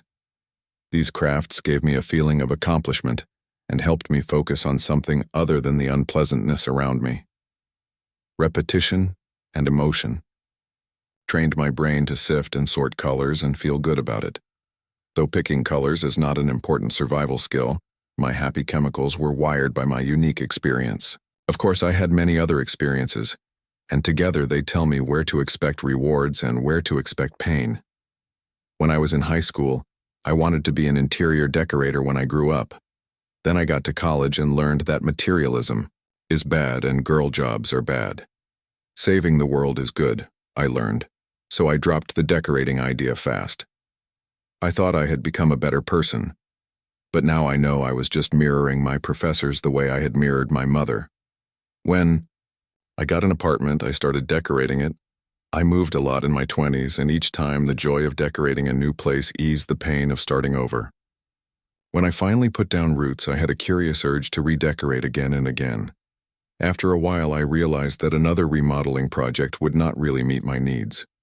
So I set out to understand the urge instead of acting on it. I traced the links between one experience and another until the connections made sense. Then I realized that my happy chemical pathways are just accidents rather than eternal truths. My brain connected decorating to survival because it connected my mother to survival. When I figured this out, I looked at color in a new way, as a tool I could use to add pleasure to my work. I enjoy adding color to my website, my slide presentations, my meals, and my clothing. I allow myself to linger over details I'm wired to enjoy. I make good use of the happy chemical infrastructure I have, which activates my happy chemicals without redecorating. I redirect my circuits toward today's needs instead of the needs of my past. We all end up with quirky circuits, like mine, because we build on the connections that are already there. Our happy chemicals pathways feel important, so it's hard to realize that they are just accidents. Anything that turns on your happy chemicals feels precious, which can lead to behaviors that are hard to make sense of.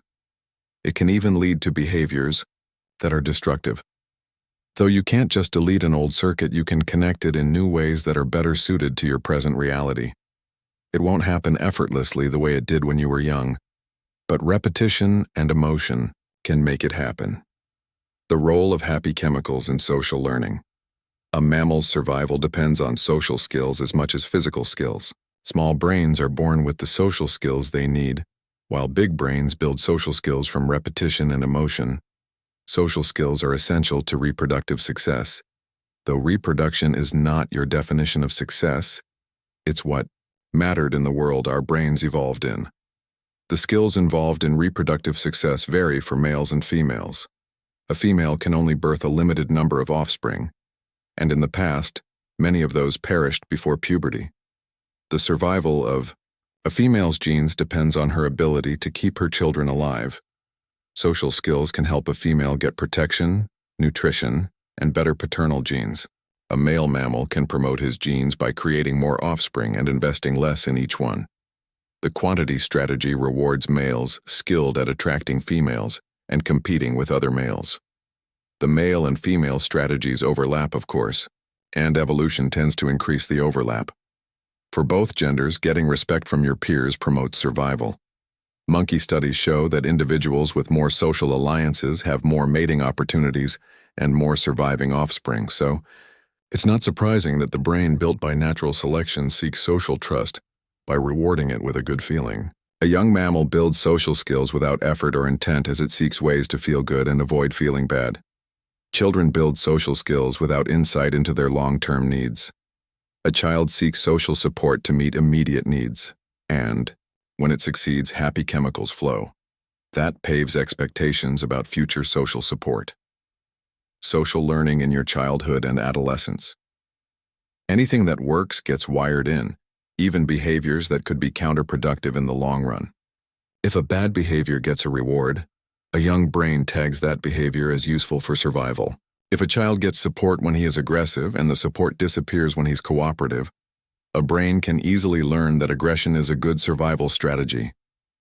If a child gets rewarded when she's sick, and she loses rewards as she gets well, lasting links get built. Your brain doesn't learn from parenting experts and etiquette manuals. It learns from neurochemical ups and downs. Each time you felt rewarded or threatened, you added to the infrastructure that tells you where to expect respect, acceptance, and trust in the future. Adolescence added a layer to your infrastructure. Whatever won respect or attention in your teen years developed big fat circuits because you experienced more myelination then. Likewise, any threats to your respect and attention during these myelin years made a lasting impression. Any success at building social alliances built a pathway, and any threats to your social alliances built a pathway too.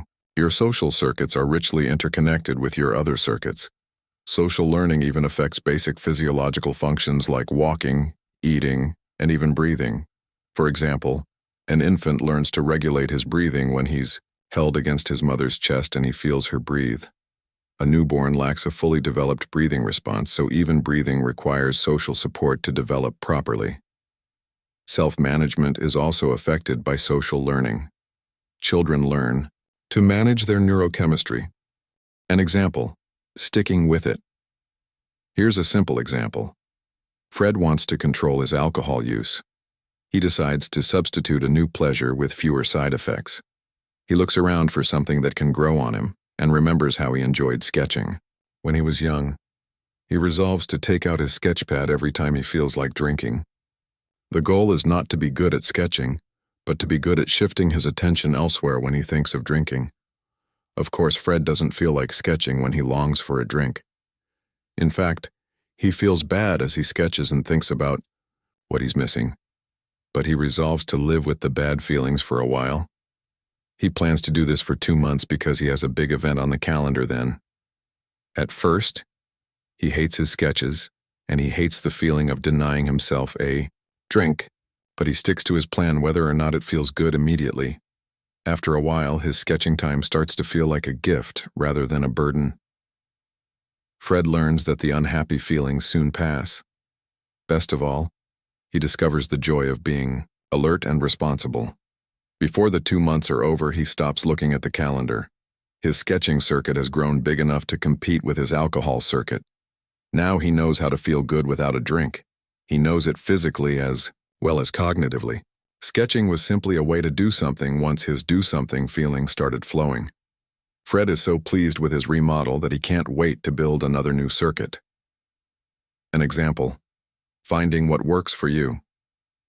You can train your brain to feel good in new ways. Start by designing the new circuit you'd like to have. It may take a little trial and error to find the new habit that works for you with minimum side effects. Consider Louise, who wants a new job but can't get herself to push through a sustained job search. She feels bad about her career prospects and escapes those bad feelings with a variety of habits. She decides to break the vicious cycle by learning to feel good about the act of job hunting. She sets the goal of applying to 2 jobs a day and developing her career skills for 2 hours a day. On day 1, she meets her goal, but feels curiously awful. She eats an ice cream to escape the awful feeling, but finds herself craving another ice cream. The next day, she looks for a different way to feel good. She calls a friend after completing her task, but finds that talking about her career doesn't really make her feel better. On day 3, it's dark by the time her career advancement work is over, and she decides to celebrate with a night on the town. The next morning, it's hard to get started. She thinks of all the disappointment she's endured and all the things she'd rather be doing. She decides to remove herself from temptation by going to a coffee shop while she works on her applications. By the time she finishes the coffee, she's in the middle of her second application. It seems to just flow. The next day, she heads for a coffee and brims with career speak. The following day, she finds herself actually looking forward to her coffee plus accomplishment routine. And by the next week, she has figured out how to make luscious coffee drinks at home. When 6 weeks have gone by, she's under consideration for a number of jobs, has a wealth of interview experience, and new confidence in her skills. Most important, she has experienced good feelings, which wired her to expect more good feelings when she thinks about doing more. The point is not that coffee solves problems. The point is that inertia is hard to overcome. A habit that will feel good later is hard to start now. Louise and Fred found a way to trigger positive expectations without harmful side effects. With trial and error, you can find a habit that works for you. Every brain is different. Some people would have a whole pot of coffee and never push the submit button on those job applications. Some people would love sketching but spill wine all over their sketch pad. You can experiment with alternatives before you commit for 45 days. But if you keep starting over, your new habit will never build. After a few test runs, you need to keep repeating your new habit whether or not it feels good. OceanoffPDF.com 6. New habits for each happy chemical, specific suggestions to get you started. We are lucky to live in a time when our brain is increasingly well understood. You can learn to turn on your happy chemicals in new ways. No one can do this for you, and you cannot do it for someone else. This chapter outlines specific suggestions for new roads to dopamine happiness, endorphin happiness, oxytocin happiness, and serotonin happiness. The abundance of choices will help you find a path you can believe in. Then you can wire it into your brain by repeating it for 45 days without fail. Once you've built a new habit, you will be so pleased with your power over your brain that you will want to build another. New dopamine habits celebrate small victories. You have some success every day, so commit to finding it and say, "I did it." You will not conduct a symphony at Carnegie Hall every day. You will not lead starving hordes into the promised land every day. Adjust your expectations so you can be pleased with something you actually do. This doesn't mean you are lowering your expectations or full of yourself or losing touch with reality. It means you are lingering on your gains the way you already linger on your losses. Celebrating small steps triggers more dopamine than saving it up for one big achievement. Big accomplishments don't make you happy forever, so if you always tie happiness to a far-off goal, you may end up frustrated. Instead, learn to be happy with your progress. You will not be celebrating with champagne and caviar each day. You will be giving yourself permission to have a feeling of accomplishment. This feeling is better than external rewards. It's free, it has no calories, and it doesn't impair your driving. You have a small victory every day, why not enjoy it? No success is too small. Do not undermine your good feeling by apologizing to yourself for the triviality of the accomplishment. Just enjoy the split second of triumph and move on. It's just a spark, but if you ignite it every day, you will be your own best spark plug. At first, it might feel silly to look for reasons to pat yourself on the back, and the reasons you come up with might make you uncomfortable. Still, commit to doing this whether or not it feels good. You can decide to be worthy of your own applause and enjoy the feeling, even if just for a split second. If it feels fake or forced, that's normal, because the circuits that berate your accomplishments feel strong and true. Celebrating small accomplishments is a valuable skill, because big things come from many small steps. You won't take those steps if you are just running on the fumes of the last big thing. Finally, your daily triumph will feel better if it doesn't depend on one-upping someone. If you have to win in ways that make someone lose, you limit yourself and end up with side effects. You can celebrate what you are creating instead of just who you are defeating. Take small steps toward a new goal. It doesn't take much time or money to step toward a goal. Just commit 10 minutes a day and you will feel momentum instead of feeling stuck. 10 minutes is not enough to move mountains, but it's enough to approach the mountain and see it accurately. Instead of dreaming about your goal from afar, you can gather the information you need to plan realistically. Your goals might change as your information grows. You might even learn that your fantasy goal would not make you happy. Those 10-minute investments can free you from unnecessary regret and help you find a hill you can actually climb. Your 10-minute efforts can define manageable steps, so you're not just waiting for huge leaps that never come. Take action. Don't just daydream. Spend your time on concrete action. Don't spend it fantasizing about quitting your day job or pressuring others to help you. It's not their goal. Dig into practical realities instead. Do this faithfully for 45 days and you will have the habit of moving forward. If you think you can't spare 10 minutes a day, consider the time you already spend dreaming of what you'd rather be doing. You can use that time to research the necessary steps. You will get a dopamine feeling each day as those steps come into view. You will start to expect that dopamine feeling and look forward to it. You will learn to feel that it's possible to transform a dream into reality with steady effort. When your 10 minutes is over, go back to living in the present. Do not make a habit of focusing constantly on the future. Divide an unpleasant task into small parts. Everyone has a dreaded task they'd rather forget about. It might be the mess inside your closets or the mess inside an important relationship. Commit to spending 10 minutes a day on your dreaded task. You don't need to have the solution when you start, only the willingness to keep stepping. You may think it's impossible to clean out closets or renegotiate relationships in 10-minute chunks, but if you wait for grand solutions, you will languish for quite a long time. Instead, go to that closet, pull out one chunk of mess, and sort it out for 10 minutes. Go to that yucky relationship riddled with disappointment and plant goodwill for 10 minutes. Don't let a day go by without tackling another chunk. Keep it up for 45 days and you will be comfortable tackling the annoyances that stand in the way of making your life better. Of course, you can't control other people the way you can control the contents of your closet. But you will replace a bad feeling with a good feeling if you keep trying. And you will keep trying because your positive expectations trigger dopamine. Keep adjusting the bar. Good feelings flow when the level of challenge you face is just right. If a basketball hoop is too low, you get no pleasure from scoring points. If it's too high, you have no reason to try. Effort is fun when you expect a reward for your effort, but it's not certain. You can adjust the hoops in your life and make things fun. For 45 days, experiment with lowering the bar in areas where you have set yourself impossible goals and raising the bar in places where you've set it so low that you feel no reward. If you feel you have no choice between frozen dinners and gourmet banquets, define a moderate cooking goal and start your 45 days now. If you feel you have no choice between sitting on the couch and walking the red carpet, try going out in the middle of the roadway and then try another way. Exercise. What are your new dopamine strategies?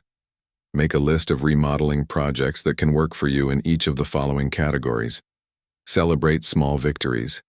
Take steps toward a new goal. Divide an unpleasant task into small parts. Keep adjusting the bar. New endorphin habits. Laugh. Laughing stimulates endorphin as it spontaneously convulses your innards. Find out what makes you laugh and make time for it. A big ha-ha laugh is necessary to trigger endorphin. Sneering at people you disdain doesn't do it. Nor does laughing on the outside, although that might prime the pump. It can be hard to find what triggers your laughs, but you can commit to keep sampling comedy until you get your daily laugh.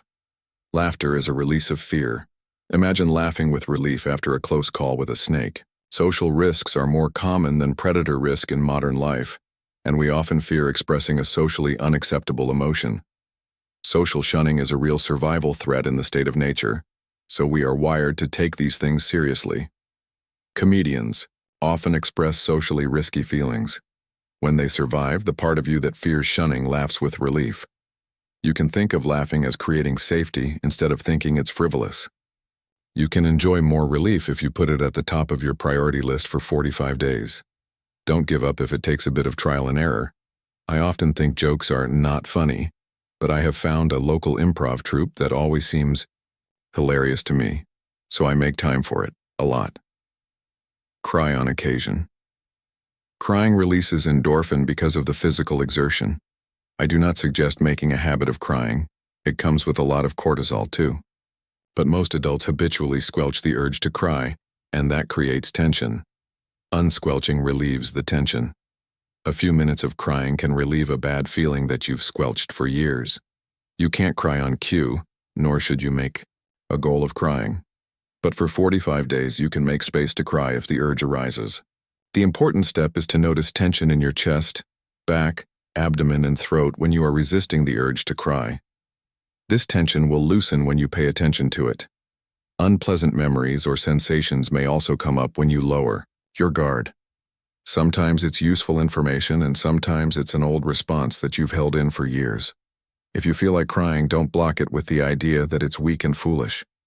The unpleasantness of the moment will pass and the nice loosening will remain. It bears repeating that a crying habit is not the goal. The daily goal is to notice the tension between your crying reflex and your don't be a crybaby reflex. For 45 days, you can commit to accepting this tension instead of running from it. The feeling may be so familiar that it's hard to notice. Watching sad movies may activate that circuit for you. Other people's tragedies trigger your mirror neurons, and a stranger's threatened feelings may be easier to accept at first than your own. Crying is our chief survival skill at birth, but over time we learn that crying can leave us worse off. We learn alternatives, but sometimes nothing works and you run out of alternatives. Cortisol keeps surging and you feel like a trapped animal. Your cortex can distract you away from this feeling, but your muscles may keep armoring you with trapped animal tension. You can wear out your squelching muscles like any other overused body part. Crying can be physical therapy for a tensed-up diaphragm. Exercise differently. Varying your exercise routine is a good way to trigger endorphin. It takes strain to trigger endorphin, and if you keep straining the same place, you risk injury. If you work new places with new exercise, moderate exertion can stimulate endorphin. Your body has 3 layers of muscles. When you vary your exercise, you give the neglected, constricted layers more attention. Since they're weak, they have to work harder, so you stimulate development where it's needed instead of going overboard on the parts you overuse. Chasing an endorphin high is not worth the risk of wearing out a part and needing a parts replacement. Variety is a great alternative.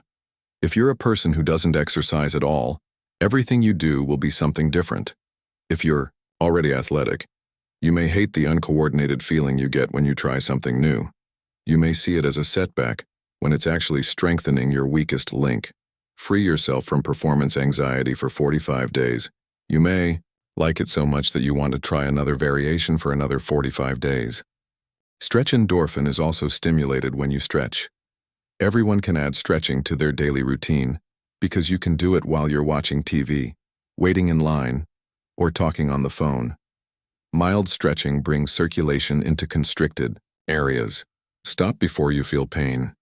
Just because a little is good doesn't mean a lot is better.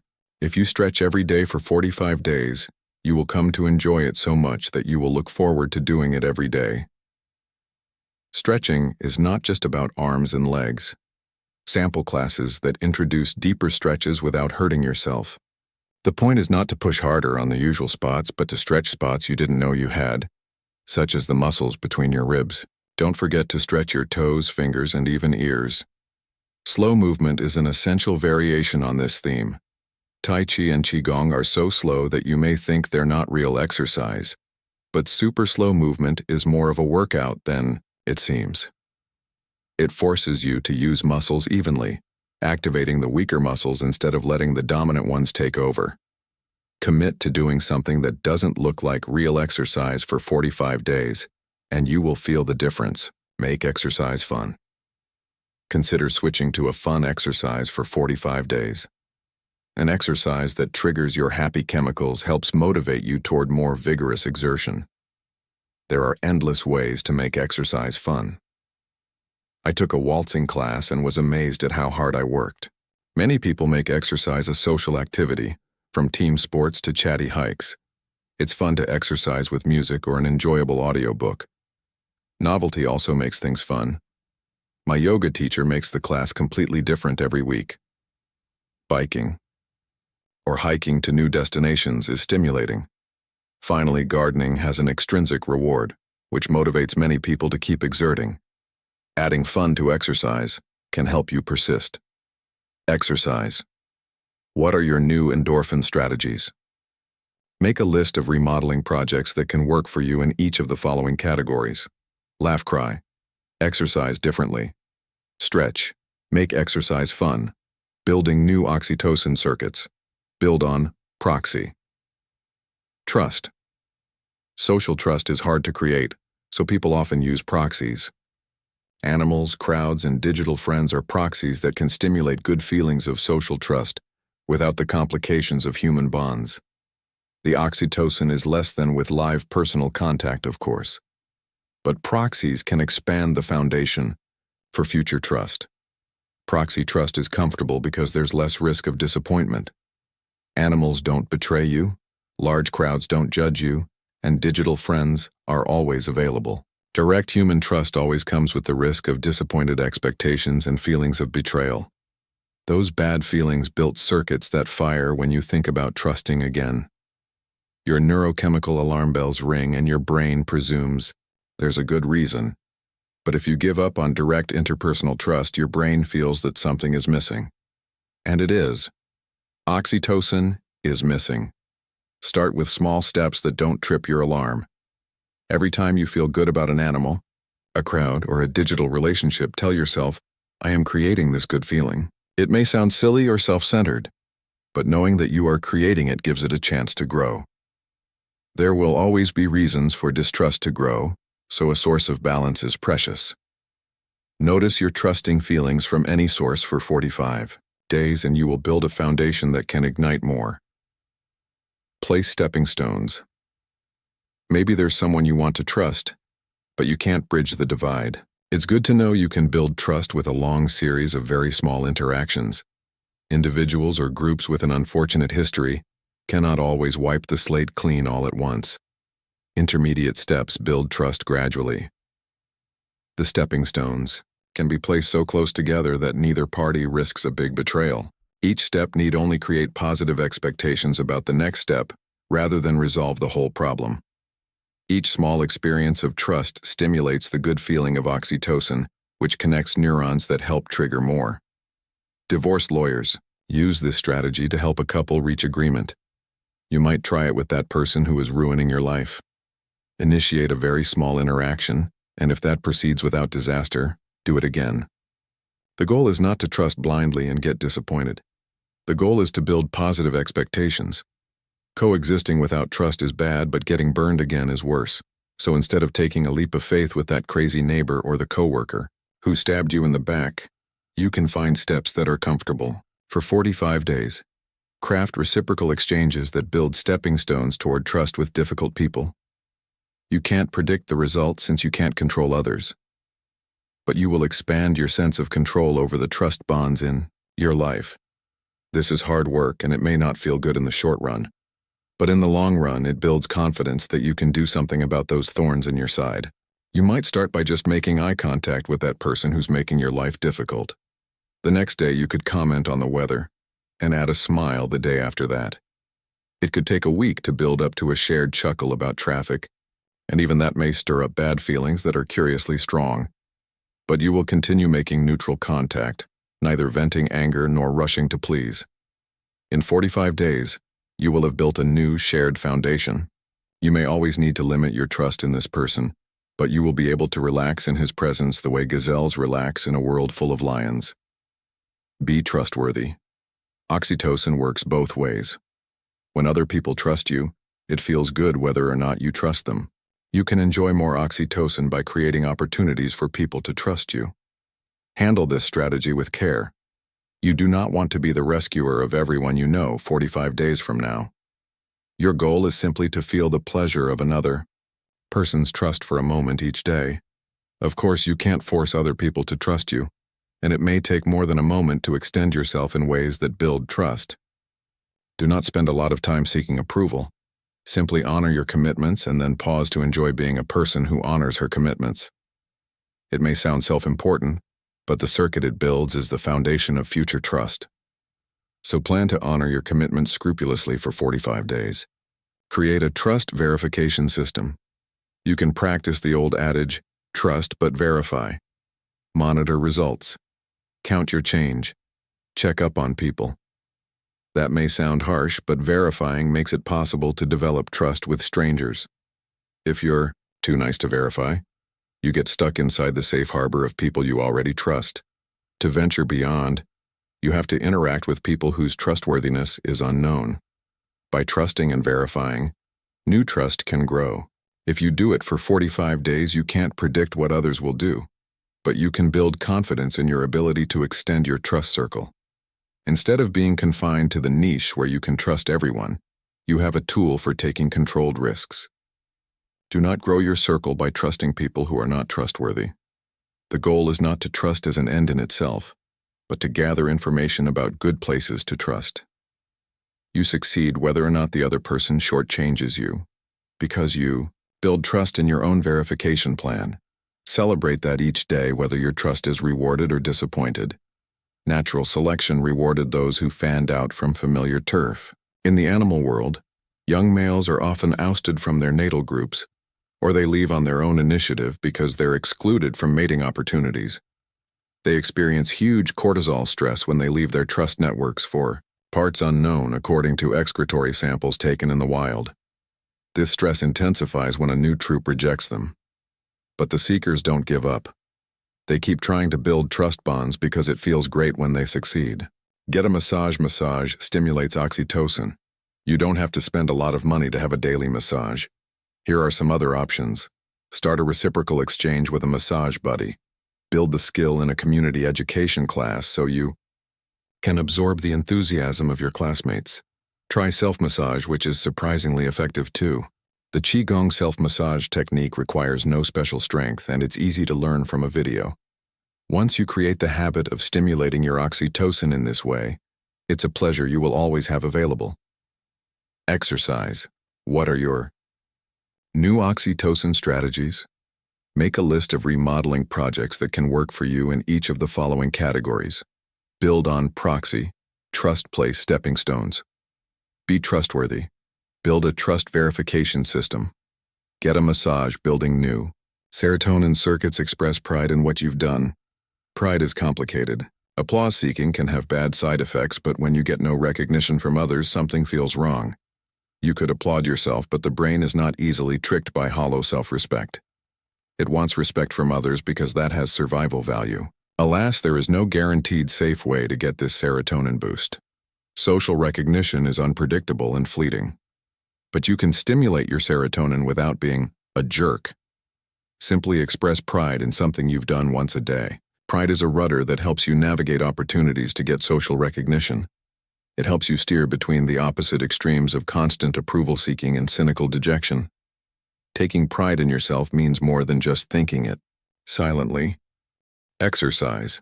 What are your new serotonin strategies? Make a list of remodeling projects that can work for you in each of the following categories. Express pride in what I've done. Enjoy my social position in each moment. Notice my influence. Make peace with something I can't control. The challenges of establishing a habit. If you were planning a trip to the Amazon, you'd have to choose between interesting places far from paved roads and destinations that are easily accessible. The exotic locales would entice you, but when you saw what it took to get there, you might gravitate toward the beaten path. It's the same with your jungle of neurons. New goals sound great, but once you start slogging toward them, well-paved, neural highways may tempt you. You can build a new highway if you slog for 45 days. Exciting destinations will become accessible, so your old roads will be less tempting. To establish a new trail through your jungle of neurons, you must repeat a new behavior every day. Otherwise, the undergrowth will return and your next pass will be just as hard as the first. Spark your new trail each day, whether or not you feel like it, and you will eventually pass it with ease. You may not get the highs of your old happy habit, but you will learn to feel good without artificial highs and their inevitable side effects. You will be so pleased with your new habit that you will want to build another and another. It bears repeating that you will not be happy on day one. Maintain realistic expectations. Nibbling on carrot sticks will not feel as good as licking an ice cream cone on day one, and it may not seem that this could change with repetition. Doing homework will not feel as good as watching a movie on day one, and it's hard to imagine that changing either. Stick to your plan and you will connect carrot sticks or studying to your happy chemicals. You can feel good when you do what's good for you. Linking the past and the future. I stumbled on the power of repetition when I noticed that certain music made me happy. I don't mean music I actually like. I don't mean memories of the beach music. I mean music that was forced on me by accidents of experience. When I was young, my ears were often filled with sounds chosen by my brother, my father, my boss at work, and the cafeteria I ate in. Today, when one of these songs reaches my ears, I feel strangely happy, even though I didn't like it at the time. This mystified me until I read a book called Flow by Mihaly Csikszentmihalyi. It explained that music gives pleasure because your mind keeps predicting what comes next. Each correct prediction triggers dopamine. You can't make good predictions for unfamiliar music, so you don't get the dopamine. But when music is too familiar, something strange happens. You don't get the dopamine either because your brain predicts it effortlessly. To make you happy, music must be at the sweet spot of novelty and familiarity. The music that makes you happy today will eventually fail to make you happy because it will become too familiar. At the same time, music that doesn't make you happy today can make you happy in the future. If you want to stay happy, it seems you have to expose yourself to unfamiliar music now, so it will be in the sweet spot by the time you've worn out your old pleasures. This was a revelation to me. It explains why happiness is elusive despite our best efforts. And it shows how the counterintuitive choice to repeat things we don't already like can bring great rewards. We talk about good music and bad music as if the quality is inherent in the music. We overlook the power of the circuits we bring to that music. Your pleasures are shaped by circuits you built without knowing it. It's natural to presume the things you like are somehow special, and the things you don't like are somehow lacking. But you can learn to shape your circuits in ways that expand good feelings. Overcome initial unpleasantness. The first step is a willingness to do things that don't feel good at first. This is difficult because your brain usually trusts its own reactions. You don't usually listen to music you dislike on the assumption that you'll grow to like it.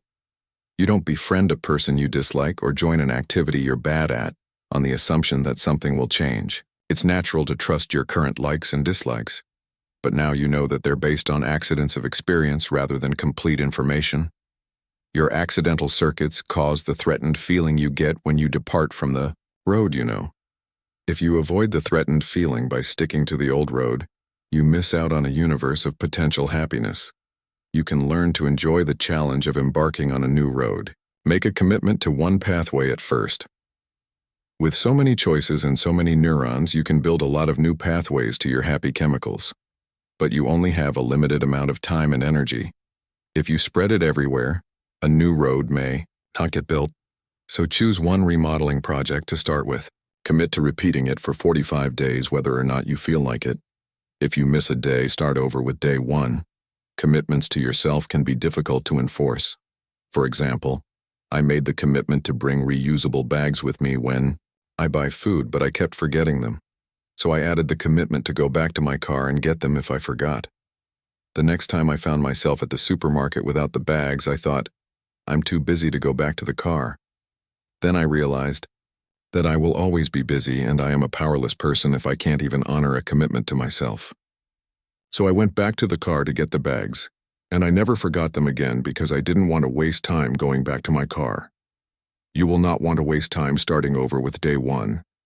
You will want to honor your commitments to yourself, and thus enjoy a new happy habit.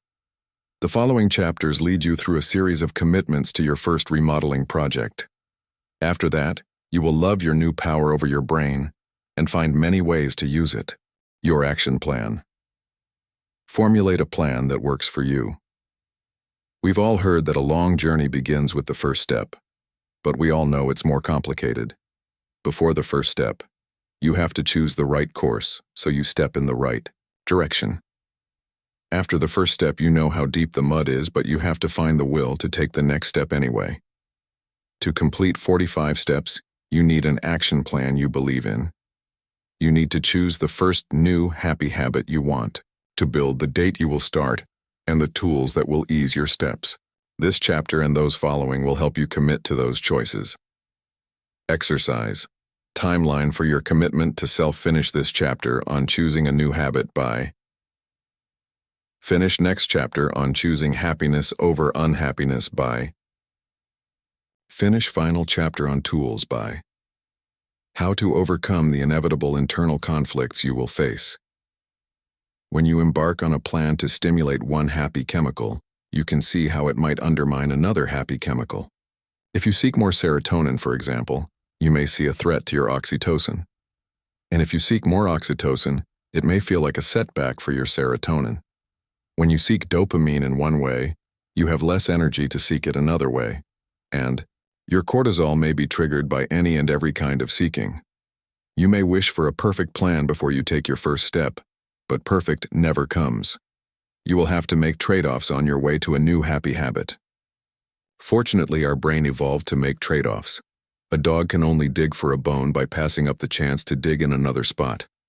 An elephant has to choose in every moment between following her nose and following her herd. A lion chooses between the fear of hunting alone and the fear of hunting with mates who hog the food. Like those animals, you will always be choosing among imperfect options. If you focus on drawbacks and imperfections, it's hard to commit. Here's a close look at the inevitable trade-offs of life. Think them through now and you will approach your new habit with confidence. Short run versus long run. We constantly weigh immediate rewards against rewards we expect in the future. If you decide to smoke, you are trading off future rewards for a present reward. If you decide to party, you are choosing one set of rewards. And if you decide not to party, you get a different set. We cannot predict these rewards perfectly, but better predictions bring better rewards. To make good predictions, you have to choose good information, but we tend to rely on the information filtering habits built into our circuits by accident. If you change your information filtering habits, you will suddenly make new trade-offs between short and long-term rewards. For example, if you think you are a powerless victim of powerful forces, you will overlook the power of your own choices. Once you believe that your actions have consequences, you will find the information you need about the consequences. Then you will make more rewarding trade-offs between the long and short run. Known versus unknown. We are always trading off the safety of the known against the promise of the unknown. Sometimes we stick with the known until we find an alternative. That feels like a sure thing. And sometimes we risk an alternative before it's fully baked.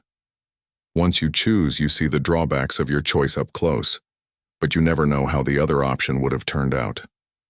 So it's easy to end up frustrated about your own choices. Instead, you can learn to honor your decision-making ability. Uncertainty is inevitable, so there's no use judging yourself against idealized optimums. I am not saying you should defend your decisions to the point of refusing to learn from them, but if you only attack your decisions, you will never make a choice unless there's absolute certainty. Celebrate your ability to live with uncertainty and you will broaden your options.